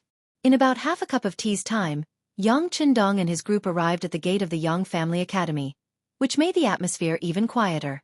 Under the watchful eyes of the crowd, Yang Chendong strode forward and arrived alone at the academy's closed door. Looking at the door with festive couplets pasted on it, Yang Chendong stood still and turned around abruptly, looking at the crowd of outsiders. "Thank you for supporting me so much, and thank you for coming to support me. Later, no matter who it is, whether or not you are selected as a student of the academy, there will be a small gift for you." "Yes, young master."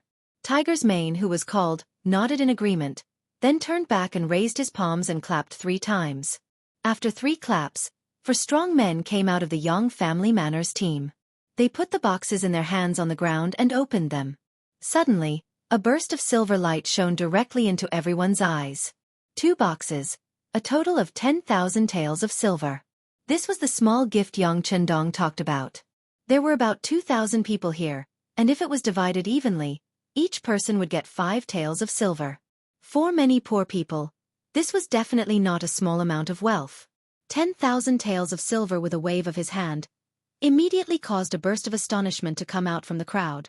In this regard, Yang Chendong was not surprised at all. He laughed and said, "It's still after the new year, all of this is just a gift from me to everyone. Of course, you can choose not to accept it, but I will never take back what I have given out. If someone doesn't want it, then the others can just divide it." "Duke is righteous." Someone in the crowd took the lead and shouted with a sharp voice. Suddenly, this voice attracted countless people to follow and flatter. "Ha ha ha!" With a forthright laugh, Yang Chendong waved his hand, and 10,000 taels of silver were poured out from the wooden box and poured on the ground, piling up a small silver mountain. Each silver was 5 taels of silver, and there were 2,000 taels of silver. It was quite a large scale. With such a gift in hand, the atmosphere at the scene immediately became much more lively. Even Junko, who was in the crowd, couldn't help but blink when she saw this scene.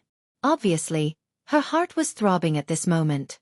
Since she was young, she had learned Han culture under the guidance of others, so she understood the great Ming dynasty better than the average person. Naturally, she knew that 5 taels of silver per person could help an ordinary person a lot and could buy a lot of good things. 10,000 taels of silver. There were not many people in the entire Great Ming dynasty who could do this. For the officials, there were even fewer people who dared to take out such a thing in public.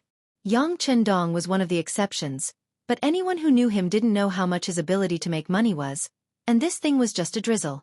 He Wan Yuan and the others in the crowd were also shocked by the scene of Yang Chendong's attack. It was just that, after all, they were officials of the Imperial court. As long as they wanted to use the power in their hands, they never lacked money, not to mention that he only had 5 taels of silver in his hands, so they wouldn't be moved by him. On the contrary, they were more interested in Yang Chendong's literary talent and knowledge. After being shocked by the history of lion-eating Shur that day, They had been thinking about whether there was any good work that could be written by Yang Chendong, so that they could learn and experience it. With such a thought, Wan Yuan stepped out of the crowd, wearing a thick and warm cotton robe, slowly raised his hands, cupped his fist and said, Duke Zhongdan, today is a festive day. I don't know if there is any good work for us to admire and learn from? Wan Yuan asked for a poem? He didn't come to undermine him, but to repay him. Yang Chendong took the initiative to come to give him a New Year's greeting and the manuscript of History of Lion Eating Sure. So he finally had a way out and didn't have to be forced by other people. Because of this, it was necessary to come this time to support the opening of the academy, and asking for a poem was the most common way for scholars to communicate with each other. Just by using the words admire and learn, he had already raised Yang Chendong's position very high. I don't dare. Yang Chendong was gratified by Wan Yuan's reciprocation, but his mouth was very polite and his face was extremely humble. The so-called good poem needs the accumulation of inspiration and knowledge. How can I compare with Sir He in this aspect? I'm ashamed. Ah, Duke Zhongdan, why are you so polite? I know that with your talent, it is not a problem to write a poem. Besides, today is a good day for the opening of the Yang Academy. As the first teacher, writing a poem is something that should be done. Wan Yuan laughed, and his tone was full of relaxation. He was also telling Yang Chendong that on such a good day, how could there only be money and not good poems? Wasn't this a disrespect to scholars?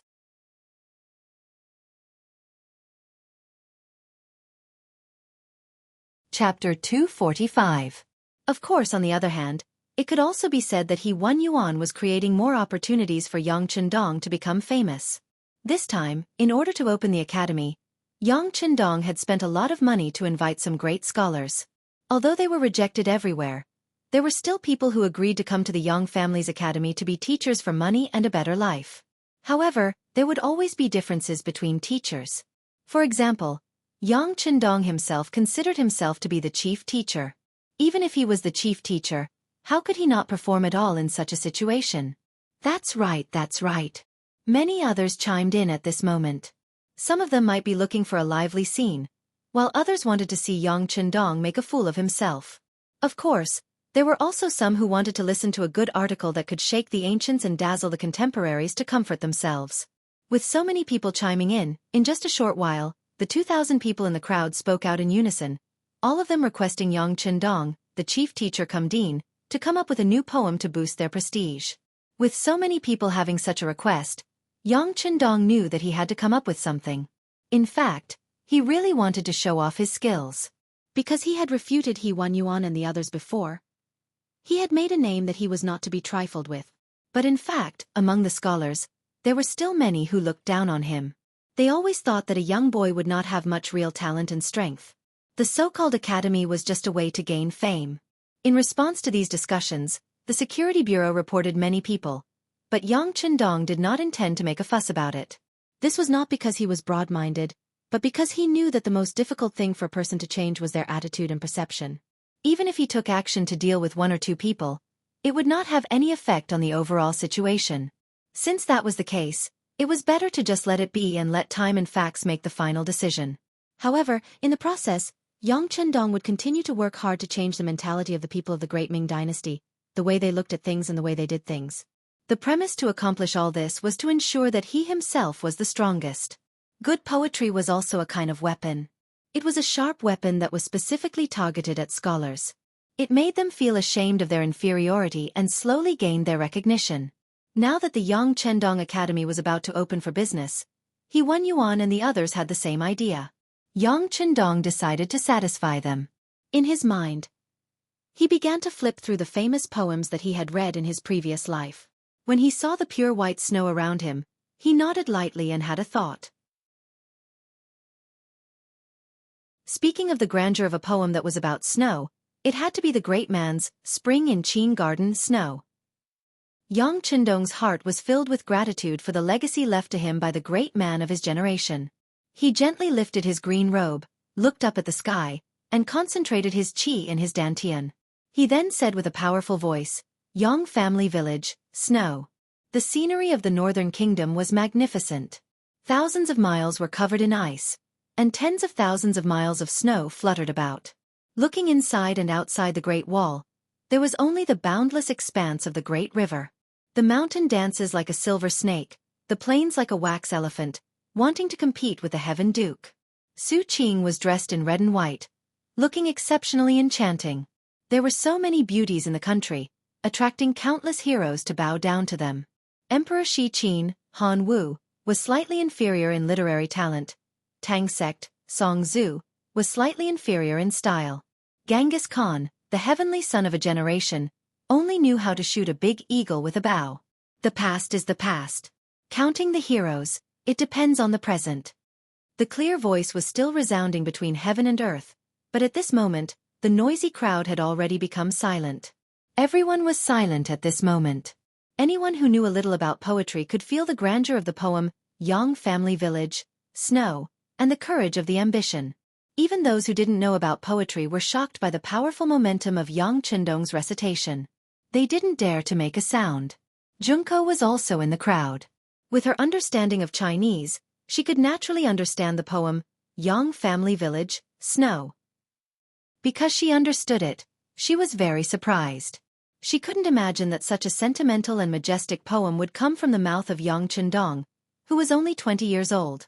In the front row of the crowd, He Wan Yuan and other great scholars' representatives were trembling with excitement at this moment. They knew more about poetry than others. Because of this, they could understand the role and meaning of this poem in the first place. If the previous history of the lion eating the Shi family was a work of trickery and was created with enough understanding of Chinese characters, then Yang Family Village, Snow, showed a kind of broad feeling and a kind of lofty ambition. The past is the past. Counting the heroes, it depends on the three words, the past is the past, in the present. The words were full of endless meaning, and it was a wonderful finishing touch. The history of the feudal society in China was briefly mentioned, and it turned to the present era of the poet, pointing out the theme of counting the heroes. It depends on the present era. The present era was a new era, and the new era needed new heroes to lead it. The heroes of the present era lived up to the mission of history and surpassed the heroes in history. They had more outstanding talents and would create unprecedented great achievements. This was the poet's firm self-confidence and great ambition. This conclusion, which shocked the ages, made a declaration that surpassed history and expressed the ambition to change the world. At that moment, he thought for thousands of years. At that moment he saw the future. At that moment, he was full of lofty sentiments. At that moment, he looked down on the past and present. The entire poem reflected a kind of broad-mindedness and arrogance. Every sentence carried an extremely deep meaning. Once one carefully pondered over it, every word was like a jewel, and every sentence was full of fine sentences. At this moment, He Wan Yuan was completely convinced. The poem, Yang Family Village, Snow, had completely conquered him. Convinced, he was the first to applaud. Good. Good poem, good mood, good mind. Loyal and courageous, your talent is admirable. He even said the word admirable. It could be seen that at this time, He Wan Yuan was really impressed by Yang Qindong's talent. With him as an example, the other literati also nodded their heads and congratulated Yang Qindong with their fists clasped in front of him. With the literati taking the lead, the others naturally followed to congratulate. Yang Qindong smiled and cupped his fists to everyone. He knew that the two consecutive styles were very successful. Next he would see the real academy. He turned around and suddenly stretched out his hands. His fists turned into palms and pushed the door of the Yang Family Academy behind him. With this sudden force, the originally heavy door opened from the outside.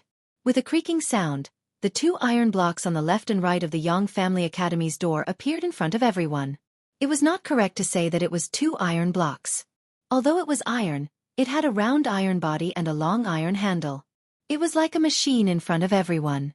At this moment, behind Yang Qindong, He Wan Yuan and the others also walked over. They also noticed the two big iron blocks with a cement base. Out of curiosity, everyone stopped and looked at the rare thing in front of them. They were speechless for a while. Yang Qindong had brought too many rare things to everyone. At this point, they were no longer as shocked as they were at the beginning. Therefore, at this moment, everyone's eyes fell on the Duke of Loyalty, wanting to see how he would explain this thing. Someone bring me the basin. Yang Qindong, who was chuckling, strode forward and came to the side of the iron block. He reached out and grabbed the iron handle. Then, his arms slowly pressed down. Fall, rise, fall. The rhythm was even and slow. When Tiger's Mane took out a basin and placed it on one end of the iron block, clean water came out from it and fell into the basin like the Milky Way. Ah! It's working! The people closest to it saw it the most clearly. When they saw the water flowing out, they couldn't help but take a step back and then let out a scream. There was no need to shout. Everyone noticed that there was a lot of clear water flowing out. For a moment, everyone was surprised. They were obviously very curious about the iron thing that could work after a few moves. Some of the people in the crowd who had done farm work even widened their eyes. They suddenly thought that if they had this kind of thing in the land they planted, wouldn't they not be afraid of drought? Yes, this is a water pressure well, a tool to draw water from the ground. The water pressure well is a tool to draw underground water to the ground. It is made of cast iron and the bottom is a cement-like block. The head of the well is the water outlet. The back of the well is thick and thin. The tail is a pressure handle connected to the heart of the well. It is about 20 to 30 centimeters long. It is often used, making it brighter. The heart of the well is a water guide skin. It is the force of this water guide skin and the heart of the well that draws the underground water up. The principle is not complicated. It's just that because of the backwardness of science and technology, no one has studied physics. Everyone wants to learn from the sage and Confucius. Naturally, they have no time to care about other things. This is the water pressure well. It can draw underground water up to a few meters deep, or even a dozen meters deep, to the ground through this method. With such a thing, people don't need to go to the river or the well to draw water in the future. They only need to install such a thing in the small courtyard to solve the problem of drinking water. When this thing is placed in the field, the problem of drought will be solved. Looking at the eyes focused on him, Yang Qindong's words were powerful and resonating, shaking the eardrums of everyone present. Ah! Is it really so magical? Quick, who is going to try the other one and see if it can really draw water? Wan Yuan was also shocked by Yang Qindong's introduction. He remembered that there was a well in his courtyard. Usually, water was taken from there. However, there would often be dirty things falling on it. For the sake of cleanliness, it naturally needed someone to take care of it. However, there was no guarantee that the water was clean. But now, there was such a thing that could make water appear on the spot. It was really convenient and much more hygienic. When Wan Yuan shouted, someone had already walked over. He reached out and pressed the iron handle of the water pressure well. After more than 10 times, water began to flow out of the iron mouth. Some people couldn't help but curiously go forward to have a taste. They immediately shouted excitedly, "So cool, so sweet." You're tuning in to the Wisdom Diary YouTube channel. Don't forget to subscribe and join us on this journey to catch the most captivating stories.